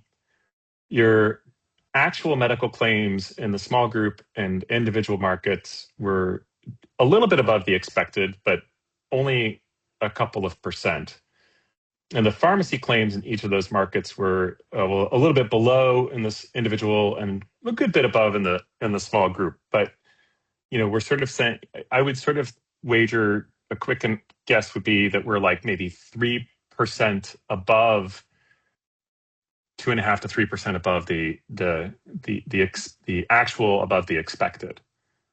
But when I look at going up to table 4, the actual contribution to reserves that year was negative 9.6%. So I'm trying to figure out what expense did Blue Cross incur other than the medical and sorry, there is the administrative costs. The table 6 and A and B have the administrative costs, and the actual to expected was a little bit of below in small group, but a little bit above in individual, a little bit below in small group, but pretty close to a wash on those. So what I'm trying to understand is what were the other expenses that Blue Cross was incurring in 2023 to lead from what looks like a very subtle, like a 2% loss that led to an actual 9.6%, negative 9.6% CTR that year. Yeah, I don't have a full recon, but I can think of 3 items to go through. First, rebates, right? And we answered a question about this, and it's page 3 of Exhibit 7. In 2023, we had expected much higher rebates than the actual rebate came in. And that is exactly to the point we were talking about just a few minutes ago, 340B claims. And so there was a shift in patterns of 340B or not 340B from 2020, 21, 22, right? Mostly 21, 22 that we did not know at the time. So rebates is a big reason. Risk adjustment was another reason, right? So we have a projection of risk adjustment and actuals usually come different. And so that's another thing. And also paid to allowed ratios, right? And we can do a full reconciliation, but the tables 5A and 5B are allowed charges, and the results and table 4 reflect the plan payment. And so any changes in paid to allowed ratio would also impact actual contribution to reserve. So paid to allowed ratio, would the difference be the cost sharing? Yes. So if Blue Cross ended up paying more than expected of its share of the total, right, for all of different reasons, then that would impact the contribution to reserve without necessarily impacting the allowed charges. I think it would be helpful. I mean, when I see these like pretty large negative contribution reserves in 22, 23, 24, and even 25, which is a little different, but say 22, 23, 24, like pretty large negative deflections, but yet the actual to expected looks pretty on like within it. I mean, you're under by like 2%, but it would be really helpful for me to understand the quantification of the delta between those. I mean, there's whether or not this is risk adjustments in each year, these paid to allowed ratios. Sorry, what was the third thing you suggest? Rebates. Rebates. Because it looks like you're pretty close on the actual versus expected. So I guess I'm confused as to why you would be so far off on the total, essentially margin, which is the CTR is effectively the margin on that. Yeah, no, I understand. And, the actual to expected tables are filing to actuals, right? So we would also have to include sort of actual enrollment, right, by different plans. So when I say the paid to allowed ratio, right, we know that not all, so because of the single risk pool rules, right, not all plans are reflecting the morbidity of members who enroll with them. And so that could also change paid to allowed ratio. But I think we can have a follow-up to sort of track sort of expected filing CTR to actuals to understand the components. Okay, thanks.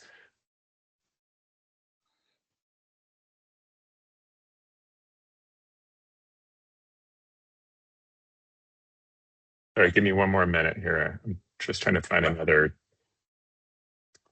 question on this. And I have a barking dog.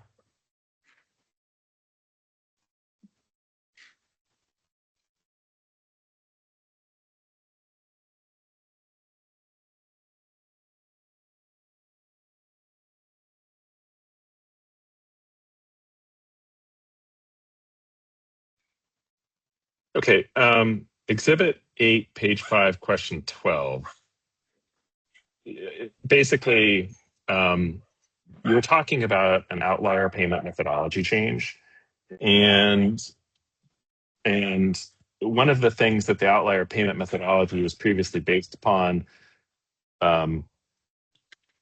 was you described this incentive within that payment methodology to increase the length of stay, because if the length of stay got longer, then it would switch to this outlier payment methodology, and then you would have discount off of charges for all components of that, as opposed to a different way of doing it. Oh, am I on conference? You're on question number 12. I think that might be confidential material. Sorry, it took me a second to get there. I apologize. I will stop there and apologize. Wait, is that a question you'd like to ask in the non-public session? Well, we can bring that into the non-public session. Yeah. Okay. I think that's all I have for now for you, Martine, in the public session. Thank you. Okay. And Mike and Bridget, if you could just follow up with me if there was anything in there that shouldn't have been in the public, we can try to deal with it, but just we can talk about that later. Fair enough, Mr. Barber. Can we just take care of one quick housekeeping issue on my end, please? Yeah, what's Mike, that? I don't want to have to interrupt and make a standing objection to using the KFF data. It obviously irritates me, and it irritates me because people use the KFF data to say Vermont has the highest rates, which is wrong. You're using it to say, look, our rates are affordable, which also isn't true. We know both of those things are off by some unknown percentage, right? So we know the data is wrong as applied to Vermont. But my objection lies in the fact that you're using this data, which we know is wrong, which isn't in evidence. And I want to say for the record, to preserve my right to appeal, is that I strenuously object to you using data that you've chosen not to tell me about. I have no way of knowing that what this data is, only that it's profoundly wrong because I've seen it in other contexts. But I have a right to see the data that you're having witnesses testify about. I want to lodge a standing objection. I don't want to interrupt your closing or your directive, Ruth Green, but I want to make sure my objection is preserved for the record. Thank you.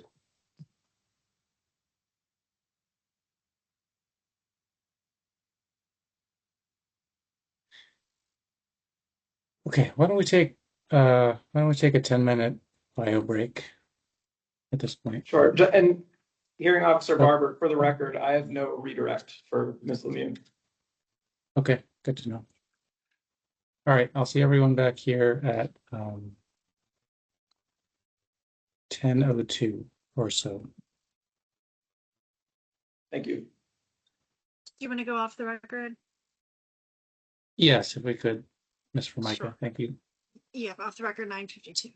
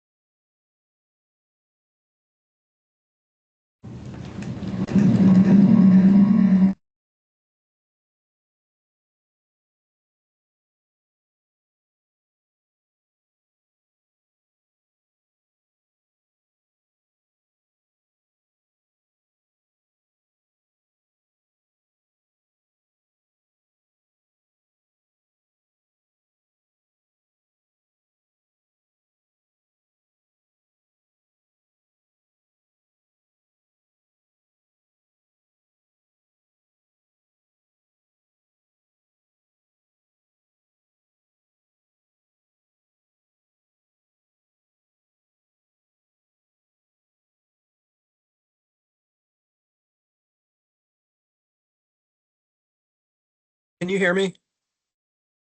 Just Yes. one really quick point I should have made before we broke. Just verifying that Ms. Lemieux is indeed done. As I mentioned, I have no redirect because we handed the witness room over to the next witness. Yes, done. Although it sounded like she should Executive participate session, in the, sure. yeah. Yep. Okay. Thanks a lot.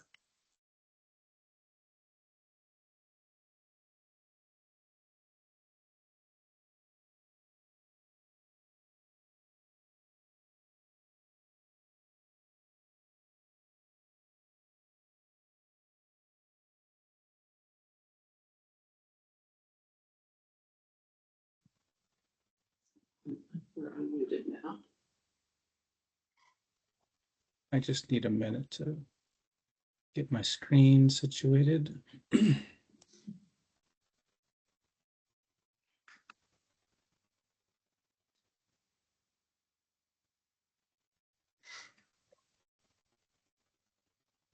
Okay, are we all set to go back on record? Yes, we are. Okay, Ms. Formica, can we please go back on the record? Sure, on the record, 10:03. Okay, we just finished with Ms. Lemieux and Blue Cross. Please call your next witness. Blue Cross Vermont calls Ruth Green as our next witness. Thank you. Ms. Green, I'm going to swear you in. Do you solemnly affirm that the evidence you shall give relative to the cause now under consideration shall be the whole truth and nothing but the truth under pains and penalties of perjury? I do. Okay, Ms. Acey, please go ahead. Thank you. Ms. Green, would you please state your full name again for the record? Ruth Green. And what is your position with Blue Cross Blue Shield of Vermont? Excuse me, I'm Treasurer and Chief Financial Officer. Did you submit pre-filed testimony in this proceeding? I did, yes. Would you please identify that by exhibit number in the binder? My pre-filed testimony is Exhibit 19 in the binder. Is the testimony contained in exhibit 19 true and correct to the best of your knowledge? It is, yes. Ms. Green, what CTR or contribution to reserve is Blue Cross Vermont requesting in the rate filings for the 2027 Vermont individual and small group markets? We're requesting a 5% CTR in both markets. Did you make the decision to request a 5% CTR in these markets? Yes, I did. Did you explain the basis for requesting a 5% CTR in attachment A to the filings? Yes. Is that attachment A also incorporated into your pre-filed testimony, which is exhibit 19? Yes, it is. In your opinion, is the requested 5% CTR necessary? Yes. Why? We requested a 5% CTR in these markets because it's the minimum necessary to support the sustainability of the QHP markets, such that Blue Cross Vermont can continue to operate in this market. The most important thing I want to share today is in order for Blue Cross to continue serving these markets, the approved rates have to include a CTR, and that CTR has to be adequate to sustain these markets independently. We can see from the history of these markets for the past 14 years that has not been the case, and Blue Cross has cumulatively experienced a $43 million loss over those 14 years, and that can't continue. You've given a detailed explanation of the reasons for the CTR request in attachment A in your pre-filed testimony. Would you please summarize those reasons for the board this morning? A CTR of 5% is the minimum necessary, and the reasons in summary start with Blue Cross is still in a precarious financial position, and although we have made improvements, the reserves are not close to where they need to be. And as VFR explained in their letter, they are still looking at us as a priority for solvency oversight, and they have elevated levels of monitoring, regulatory monitoring and oversight. Also, the 5% CTR has to be adequate within the markets every year to contribute to make sure that they're sustainable, but also contribute to rebuilding the reserves back to a sustainable level.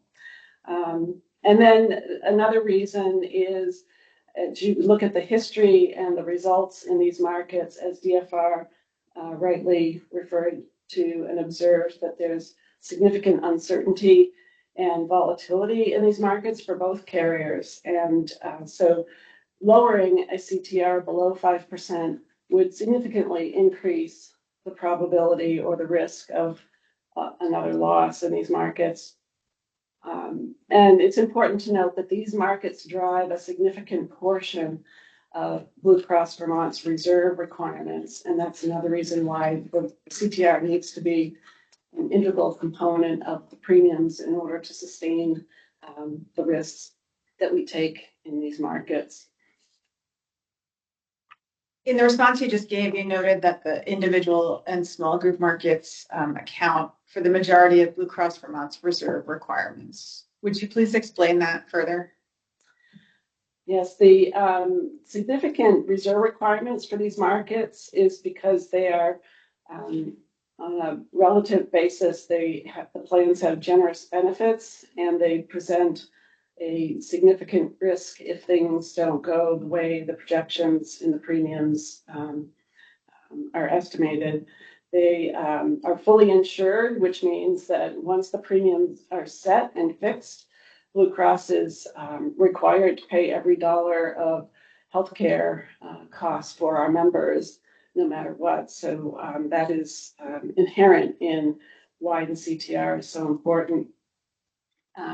If you look at the percentage of members, the QHP membership for our business is about 16% of total membership, but the reserve requirement for sustaining adequate reserves is well over half of Blue Cross's overall reserve requirement. So that's why it's a significant importance to have the CTR an integral part of the rate each and every year. Are there a specific confidential figure in your pre-filed testimony for the percentage of the reserve requirements? Yes, we included in Exhibit 19 on page 6 the figures that show that a portion of the reserve requirement. You also indicated in your earlier response that these markets have been marked by, I think you said, significant uncertainty. Are you able to provide some examples that illustrate this point? Yes, first I'd say that DFR did a good job of explaining a key part of this, that historically you can see that these markets for both carriers have been notoriously difficult to project, and the costs and the utilizations in these markets over the years has repeatedly outstripped the estimates premiums. The other types of uncertainty come from the regulatory landscape, which changes all the time. Oftentimes it can be good changes, but nonetheless, sometimes the full understanding of the impacts are not known until later on. A good example of this is a recent law that was passed, Act 173, that is related to primary care reform. It's very good to focus on primary care, but this is a new blueprint-related set of initiatives aimed at improving the delivery of primary care, but we can see that it has the potential to increase costs, both direct costs and administrative costs, in order to adapt to those regulatory changes or legislative changes. So anytime those changes come along, we have to be mindful of the impacts. Another good example of uncertainty is we have recently received notification that there's a new mandate from the AMA, which is the American Medical Association, that involves how maternity services are coded and billed. And that set of changes are being mandated to be implemented on a very short time frame, and the relative impact is yet to be understood. So those are just a couple of examples. We also know that the rules for the federal QHP markets for 2027, there's been some recent litigation that's actually held up the final rulemaking for 2027. So that's another good example of how, as we determine what rates might look like for next year, there's a lot of variables still out there, and the uncertainty is a hallmark of these markets. Why, in your view, does uncertainty in these markets support the 5% CTR request? The 5% CTR request, as DFR points out, you can look at the historical contribution to reserve across the years that the QHP markets have been in place, and there's a significant cumulative loss for both carriers. So that's pretty good, solid evidence that the regulators and insurers have consistently underpredicted the costs in these markets. And that historical experience is a good guide to us as we think about the uncertainties as we move forward.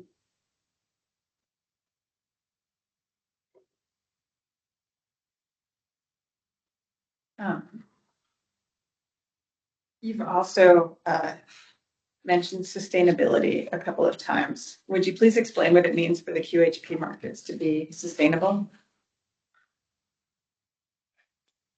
For the QHP markets to be sustainable, I think about this in two categories. One is even if our reserves were currently adequate and we were on solid financial footing, the QHP markets have to be sustainable each and every year and regularly attaining a sufficient CTR to increase reserves.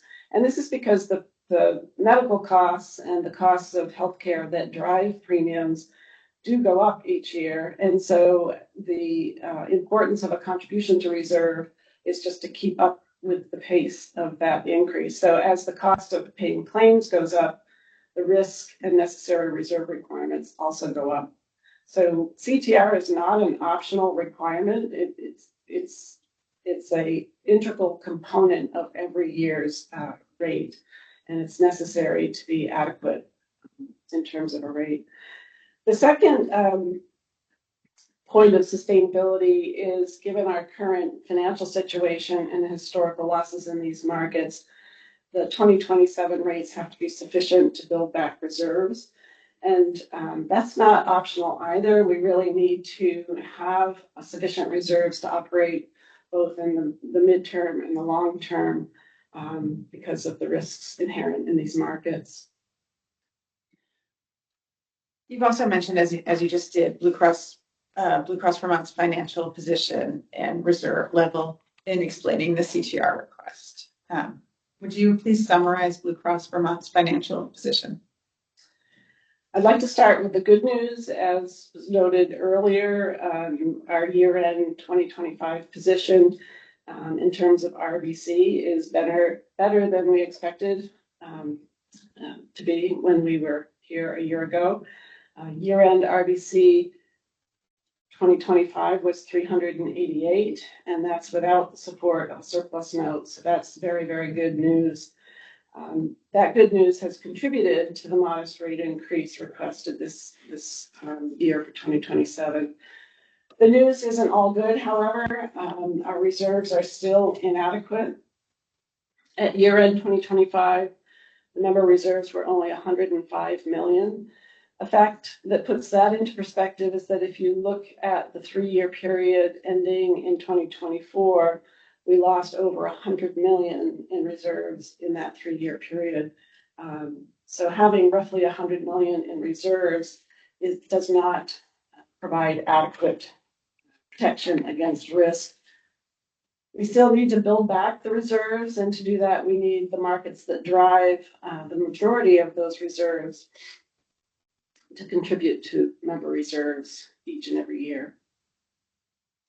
You indicated just now that Blue Cross Vermont's reserves and financial position for year end 2025 were better than expected. Can you please explain the main factors that contributed to that result? Yes, I'd like to point to Exhibit 13 at page 4, where we answered a question and outlined the drivers of the results.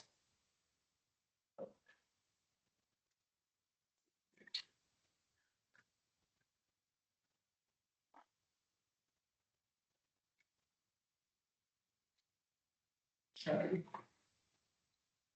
So if you go to Exhibit 13, page 4, in response to question 8, we did outline in some detail the list of one-time unplanned items that affected 2025 results and member reserves. We had settlement with UVM Medical Center.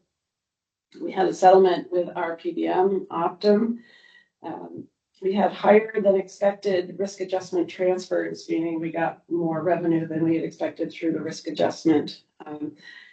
We had lower than expected claims run out for prior years, and we transacted a pension asset reversion.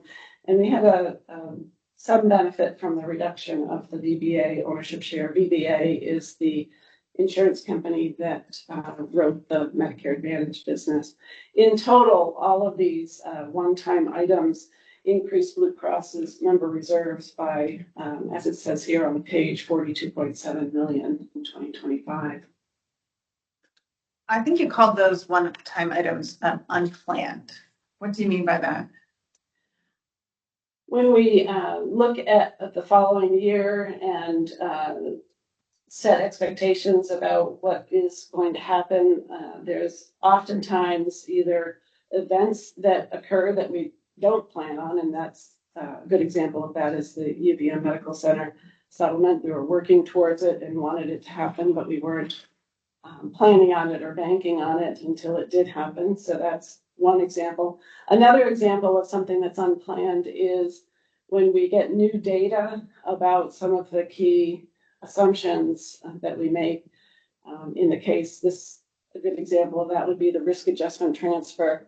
We're making those estimates based on the membership mix and also what we think the risk severity of those members are. But through the risk adjustment program, there's more and more data that becomes available, and there'll be, we call them true ups or things that happen in the due course of business. And then other items can just be timing, unplanned timing. The good example of that is the pension asset reversion, where we were, again, working on it and knew it was out there, but we were able to get that done earlier than expected, and that happened in the middle of 2025.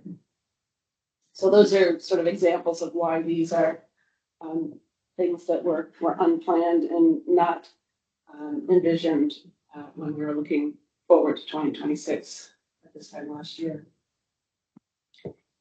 Ms. Green, do you recall that last Friday, Blue Cross Vermont responded to an inquiry from Lewis and Ellis asking for projections of RBC for 2027? Yes. Is Blue Cross Vermont able to calculate a reliable projection or estimate of RBC for year-end 2027? No. Why not? There's a few reasons, and we did explain in detail in our written response to that inquiry. I'd like to focus on a couple of main points. One is there's just too much uncertainty in material factors that determine RBC to develop a reliable estimate for the end of the year, 18 months away. Any estimate is necessarily uncertain, but because there's multiple unknowns that affect both the numerator and the denominator of RBC, it's a particularly complex and difficult thing to project that far out. Estimating any single number in that calculation is hard enough. And there's pieces that we have no control over, like financial markets or interest rates. There's pieces that we have influence over, such as insured membership, but it's way too early to know what our insured membership would look like in 2027. And we also don't know the outcome of several pending proposals for some of our largest clients.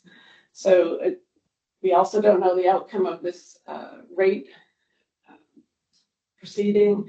And it also, finally, I've mentioned that it's far too early to know how 2026 results will pan out. So, so it really is not possible to have a useful projection that far out. Added to all of that, and I think we have seen that with what I just talked about in the 2025 results, added to all of that is the fact that we're a small company and our reserves are relatively small in terms of events that come along that can be positive impacts or negative impacts. And it means that unexpected changes can have a larger impact. Second, I'd like to point out that we have to be guided by historical experience. Looking at that historical experience, I can't tell our board, the Blue Cross board, or our regulators a reliable point estimate 18 months out, taking into account all of those things that we can and can't control. The RBC calculations that we've performed in connection with our annual financial forecasts for a decade have been too high, with the sole exception of 2025 last year. For 9 straight years, our actual RBC was significantly lower than the calculation included in the prior year's forecast. So it's just a fact that these calculations do not show that what RBC would be at a future point in time. This year, unlike in some prior years, you did not include any RBC forecast in your pre-file testimony. Would you explain why not? As I just explained, and we explained in our written responses, we're not able to give a reliable point estimate of RBC 18 months out. But that's okay, because as I've testified in previous years, the overriding priority of our recovery plan is to consistently have fully funded rates that include a sufficient CTR. So that's what I focused on in attachment A. If that condition is true, that we have sufficiently funded CTR on a regular basis, then the RBC will take care of itself. As I mentioned, the QHP business being a large share of our reserves. So when you review attachment A, you can see that instead of speculating about what RBC might be 18 months out, my focus was on our current circumstances, what we know about these markets and the embedded uncertainty, and what we need for these markets to be independently sustainable. And I also crafted the attachment A heavily channeling what DFR has said in past solvency opinions, that they have emphasized that insurer solvency is the most fundamental aspect of consumer protection. And the primary factor in whether an insurer can maintain adequate solvency is whether the insurer consistently charges adequate rates. So that's really the focus of the decision making around the 5% CTR. Is a 5% CTR in these rates likely to contribute enough to member reserves to put Blue Cross Vermont into its ordered range by the end of 2027? No, the ordered range is 590 to 745%. So that means we would need a 200 percentage point increase in RBC from the end of 2025 to the end of 2027 to reach the range. In my view, given our current position and considering historical experience, that's not likely. And even if the board approves 5% CTR, it's unlikely that we'd hit the bottom of the range.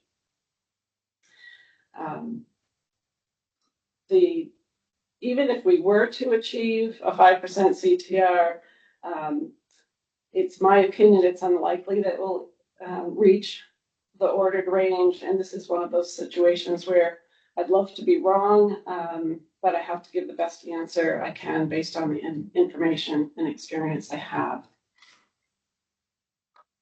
Does historical experience tell you anything about whether an approved 5% CTR is likely to translate to an achieved 5% CTR? Yeah, the historical experience does tell me that the probability of being wrong on the low side is high. So the notwithstanding this past year's results, we know that an approved 5% CTR could translate to a lower actual CTR. And so even if the board approves a 5% CTR. If the QHP markets were Blue Cross Vermont's only lines of business, would your CTR recommendation be the same for these markets? Yes, it would. Our request for a 5% CTR is based on the experience in these markets and the need for these markets to contribute because they have such a large impact on our overall member reserves. So it needs to support the growth in the member reserves and the protection of these markets. In fact, Blue Cross Vermont could not have served these markets if it was our only line of business for the past 14 years because they were not independently sustainable, and that has to change. In addition to CTR, are other rate components relevant and material to ensuring Blue Cross Vermont solvency? Yes, as I outlined in my pre-file testimony, Exhibit 19, it's important that all components of the rate are fully funded. If the board were to reduce a particular component of the rate, that's in effect a cut to the CTR. So it's critical that each year that each component of the rates are fully funded and including the CTR request. Ms. Green, have you reviewed the Lewis and Ellis opinions submitted to the board? Yes. And those are exhibits 14 and 15 in the binder? Yes, 14 and 15 in the binder. You could turn to exhibit 14, please. The Lewis and Ellis opinion for the individual rate filing. And if you could turn to page 21.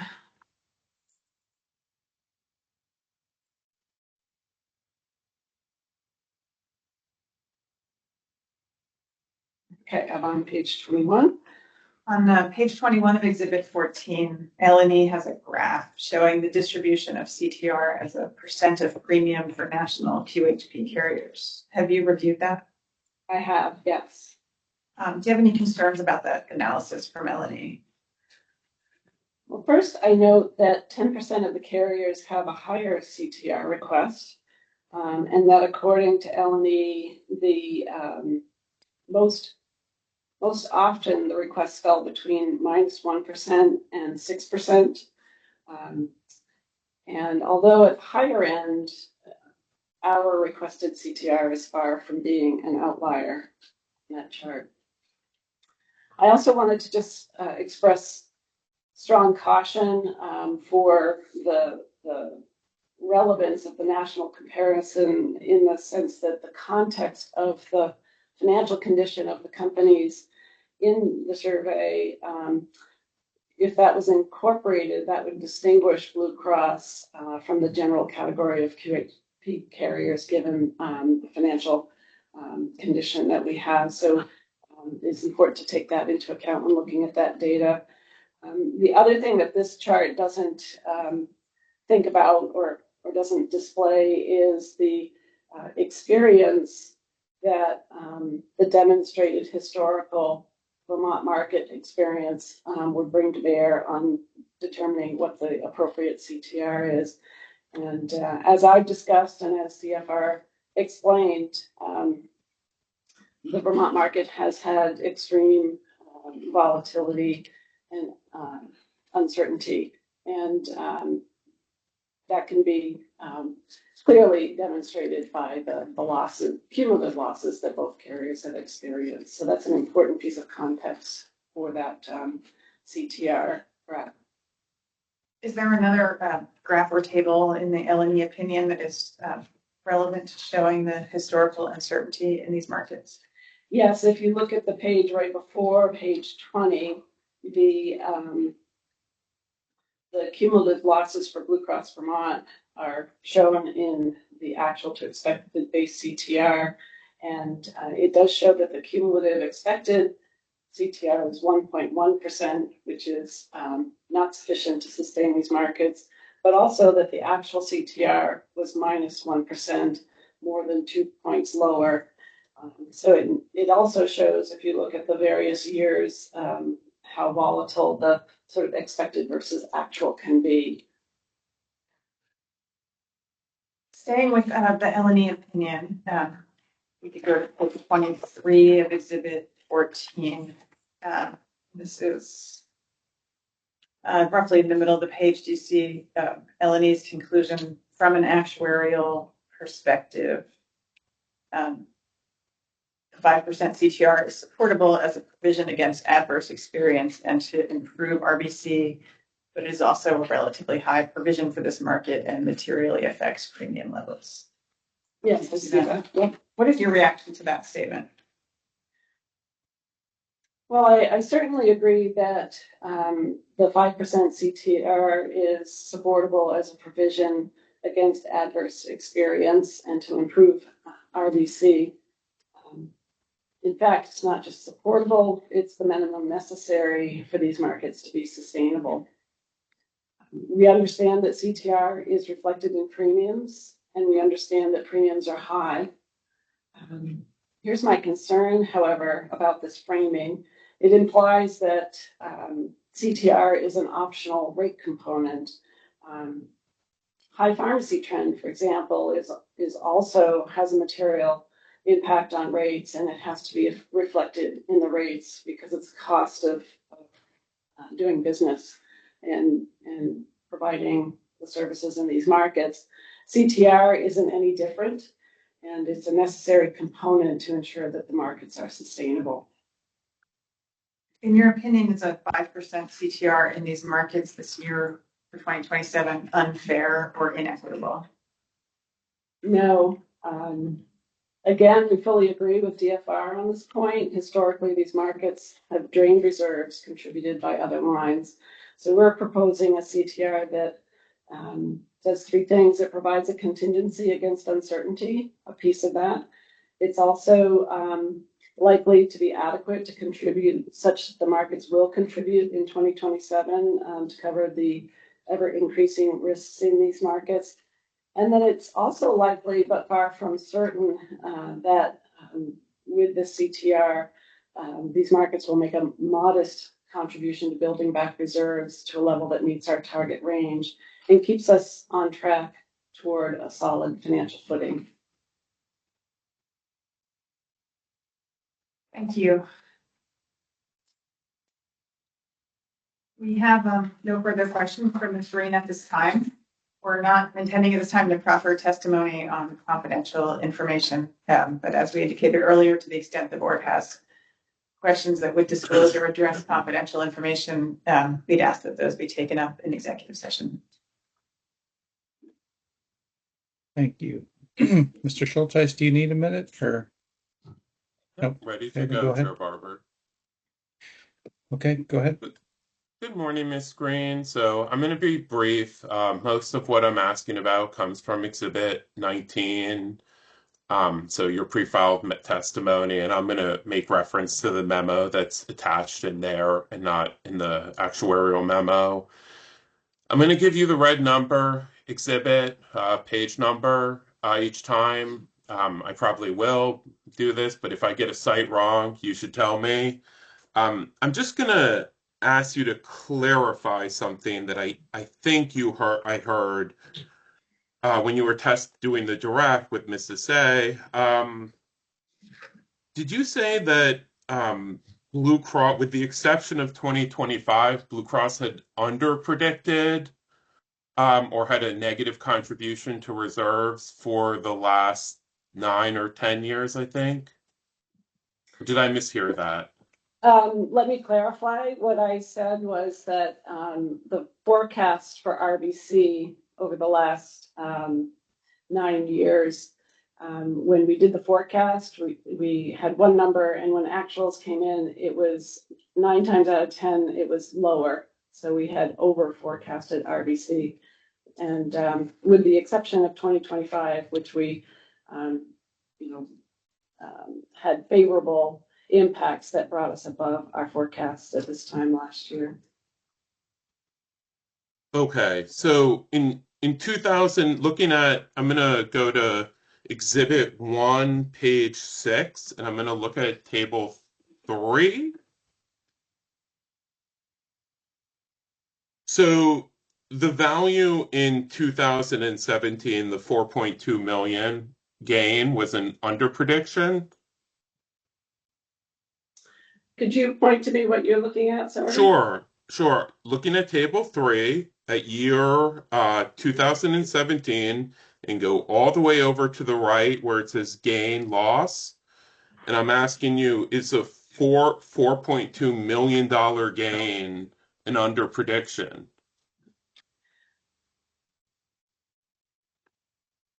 I would have to know what the prediction was. That's the Okay. actual gain. But what I was speaking about was the overall forecast for the whole company as an RBC. We do a forecast late in the year, in the fall each year, that involves all of the businesses, not just QHP, just to be clear. Okay, so then, and thinking back to COVID times, it was a while ago, and I'm sure we've all kind of tried to put it out of our mind.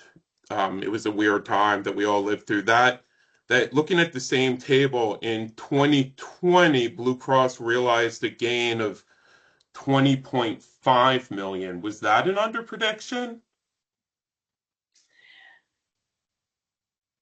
When it comes to the gain in the QHP market, I don't have ready at hand what we would have been predicting, but I have to say that with the COVID period, there was a lot of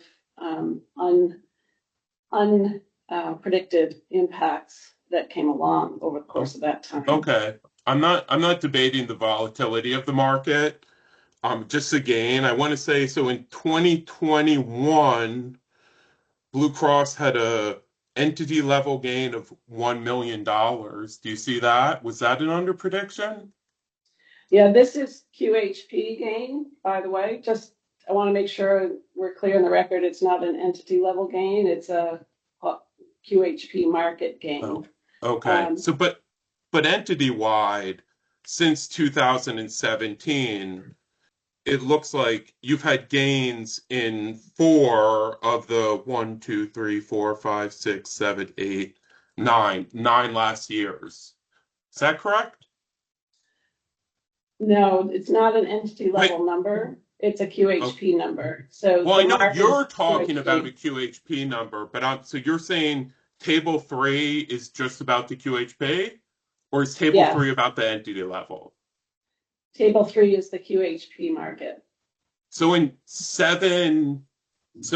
1, 2, 3, 4. So in 4 of the last 9 years for the QHP market, you've had gains. Is that correct? That's what Table 3 says. I think I'm counting right. That's what Table 3 says. Yeah. And then I've just reminded myself that Table 2 right above it does show what the approved contribution to reserve was going into the year, and then what the actual contribution to reserve was. So going back to your 2020 question, we were expecting a 1.5%, but the 20 million resulted in 6.6. So yes, in those 4 years, there was a gain.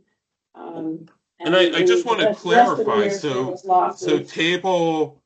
So I don't mean to cut you off, Miss Green, but you have to, my questions are yes, no. So I'm not asking you to to give this long definition. That's okay on direct or redirect, but it's not what I'm doing here. So I just want to set the table so we don't. I also don't want this to go into the next day.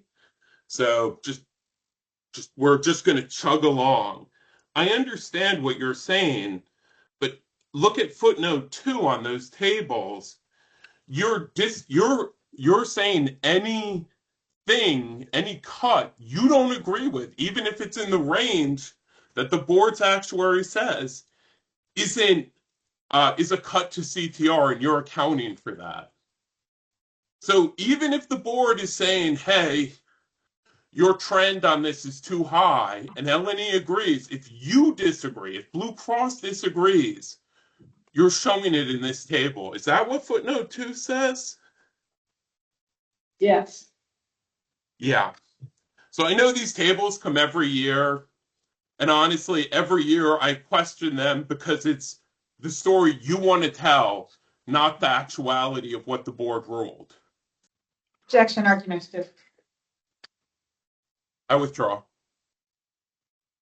So I want to look at, and I promise I'm going to be nice from here on out. My co-counsel is going to yell at me. So I want to go to Exhibit 19, pages 8 and 9.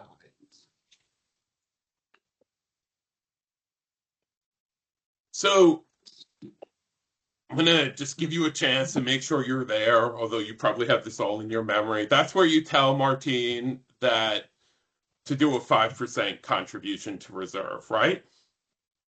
Which page are you looking at again? 9? I'm looking at pages 8 and 9. Yeah. Yeah. So let's turn to page 26 of that same exhibit.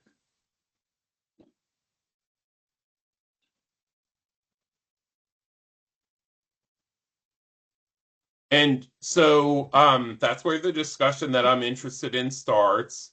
So in that memo, you gave the reasons for doing the 5% contribution to the reserve, right? Correct. Okay, and let's turn. So I'm going to go back a year from the annual statement date to 2024. So let's turn to page 5 of that same exhibit. And I want you to look at lines 17 through 19. So at the end of 2024, Blue Cross had 28.4 million in member reserves and a $30 million surplus note on top of that, correct? Correct. Okay. So that's just doing the math, that's $58.4 million altogether. You do that math on line 19. Correct. Yes. Okay. So at year end of 2024, Blue Cross's RBC was 214, counting the note, and 104 without it. Yeah. RBC, the ratio. Yes. Yeah. Yep. Okay, thank you. And gonna stay with the same exhibit, same page, line 18, and that surplus note of $30 million, that's a loan, right? You put that in brackets, but that's what that surplus note is. Yes. Yeah. Okay. So now turn to page 28 of that same exhibit. You might be faster than me. I'm there. Yeah. So you say that Blue Cross paid off that note in 2025, right? Correct. And if we go to Exhibit 19, page 14,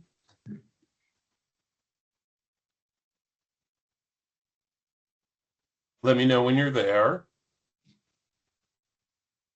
I'm there. Yep. Line 3 and 4. So by the end of 2025, reserves were 105 million, with the note gone, an increase of $46.5 million, not counting the note being gone. Correct. So that same location on Exhibit 19, you say that $46.5 million increase was driven mainly by an underwriting gain of 47.3 million, right? Yes, And that 47.3 million is entity level, so company wide. that's correct. Okay. Let's turn to Miss Lemieux's response to objection 4. So that's Exhibit 10.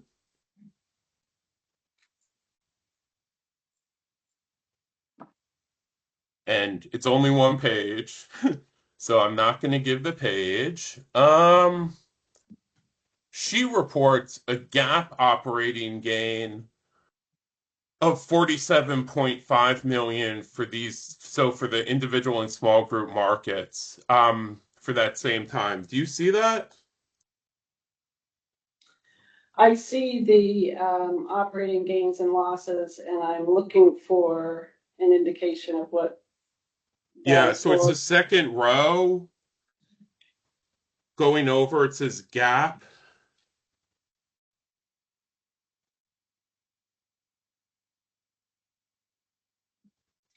Yeah, I think this is the supplemental healthcare exhibit that reports small and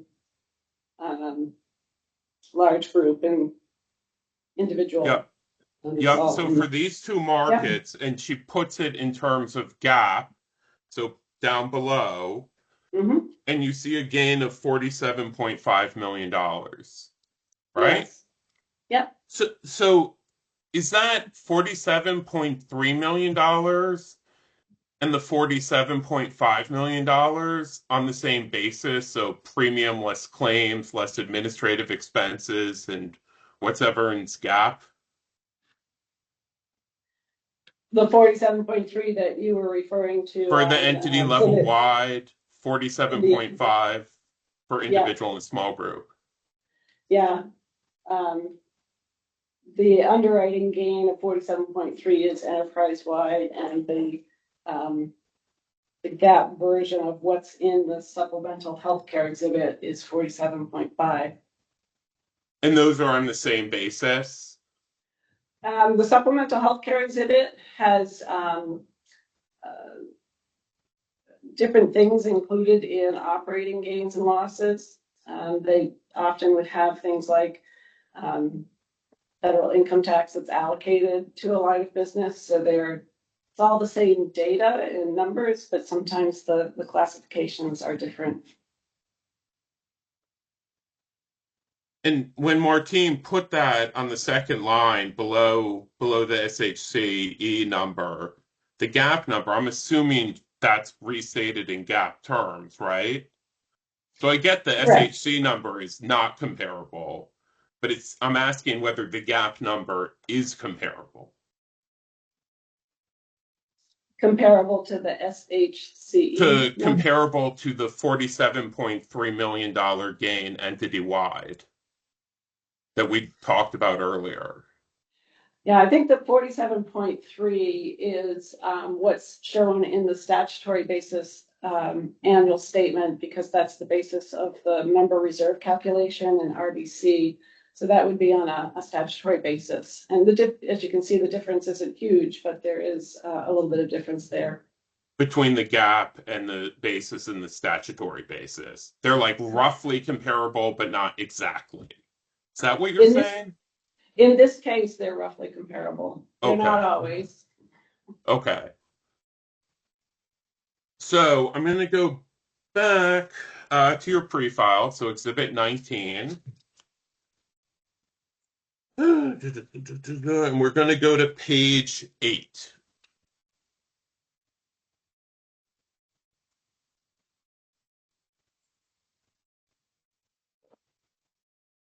Okay, I'm on page 8.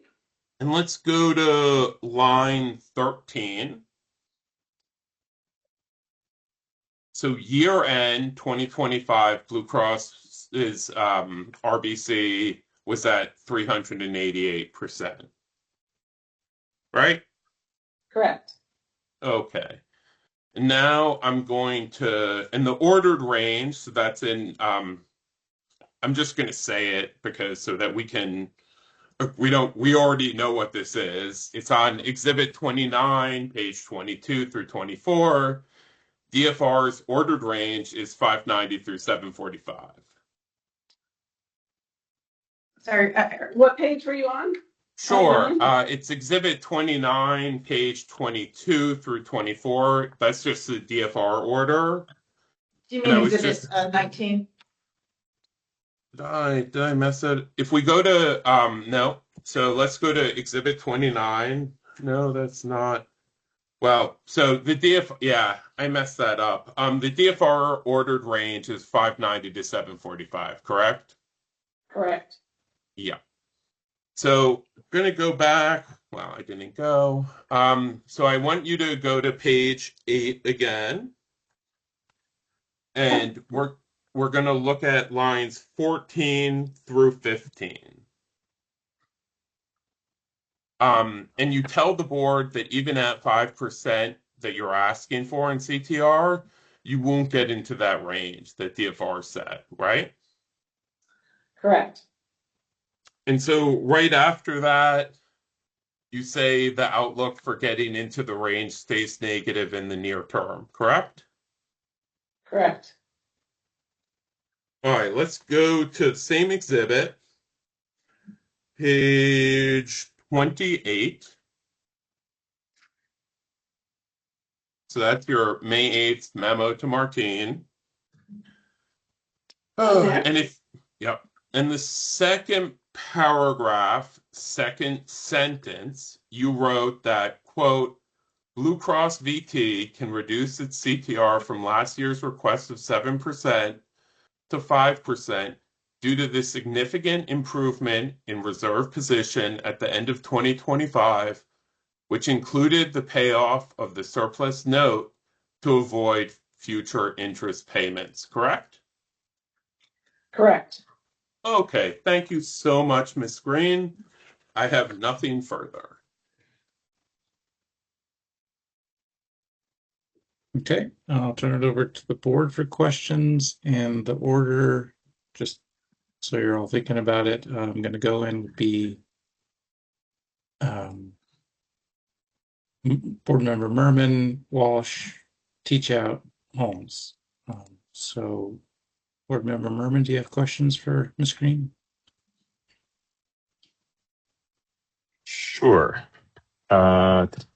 Let's start with, so I'm trying to reconcile these two different tables, which Eric moved through a little bit, but in the actual memo, table 1, and then exhibit 13 on page 10, there's the other table 1.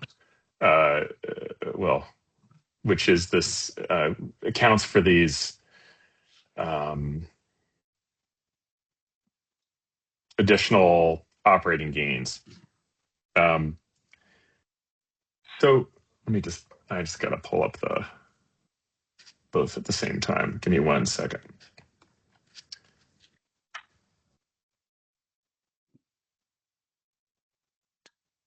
I'm sorry, it's not table 1 in the actuarial memo. It's table 3. So table 3 in exhibit 1, page 6, and then table 1 in exhibit 10, page 1. Is that something you can be able to? Yep, I found you now. Exhibit 10 Okay. page. Yep. All right. So when we look at exhibit 10, page 1, table 1, that Eric was just discussing with which I believe is the QHP market.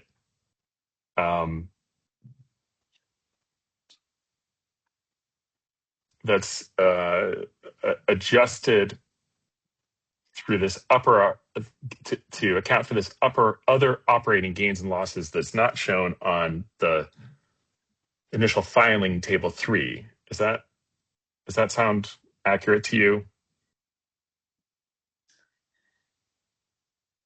So the initial filing on table 3 is the experience of the QHP small group and individual market only, and it is restated as it's described there to be on an incurred basis. So when did the claims get incurred or settlements get incurred? Whereas the operating gains typically reported in the supplemental healthcare exhibit, which is on exhibit 10, page 1, those are recording the gains in the year that they were recorded or known, and not restated. So that's the fundamental difference between those two views. Okay. And so in table 3 of the initial filing so let me just ask, so the operating gains and losses that are noted in the first 2 lines of the exhibit 10 table 1, those are then distributed to the appropriate year in this table 3 in exhibit 1. Is that what you did here? Right, for the individual and small group markets. And I believe there's a response in the binder, I've seen it, where Eleni asks to show how those numbers came together. Yeah, and I think some of that is confidential, but some of it's not. So I will try to slip around and not address the confidential component. I have that clearly identified in my notes right here, so I think I can do this one as opposed to last time. I apologize. So it looks like in 2022, there's a $1.7 million. So this is, let me just move to, this is Exhibit 8, page 2, question 7. Thank you.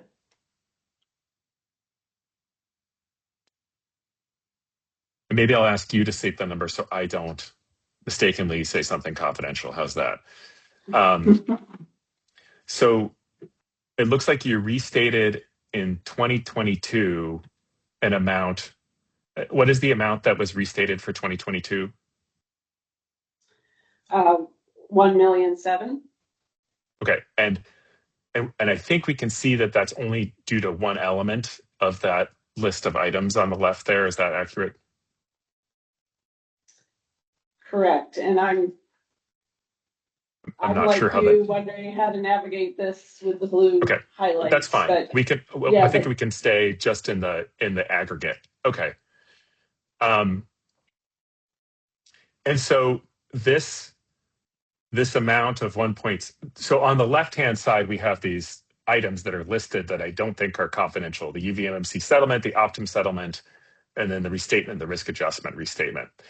Is this these amounts, are they of the settlement amounts, are they proportional to the QHP market, or are these the total settlement amounts for these 2 settlements?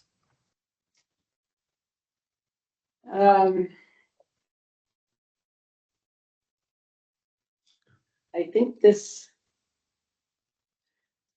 relates to the small group and individual markets.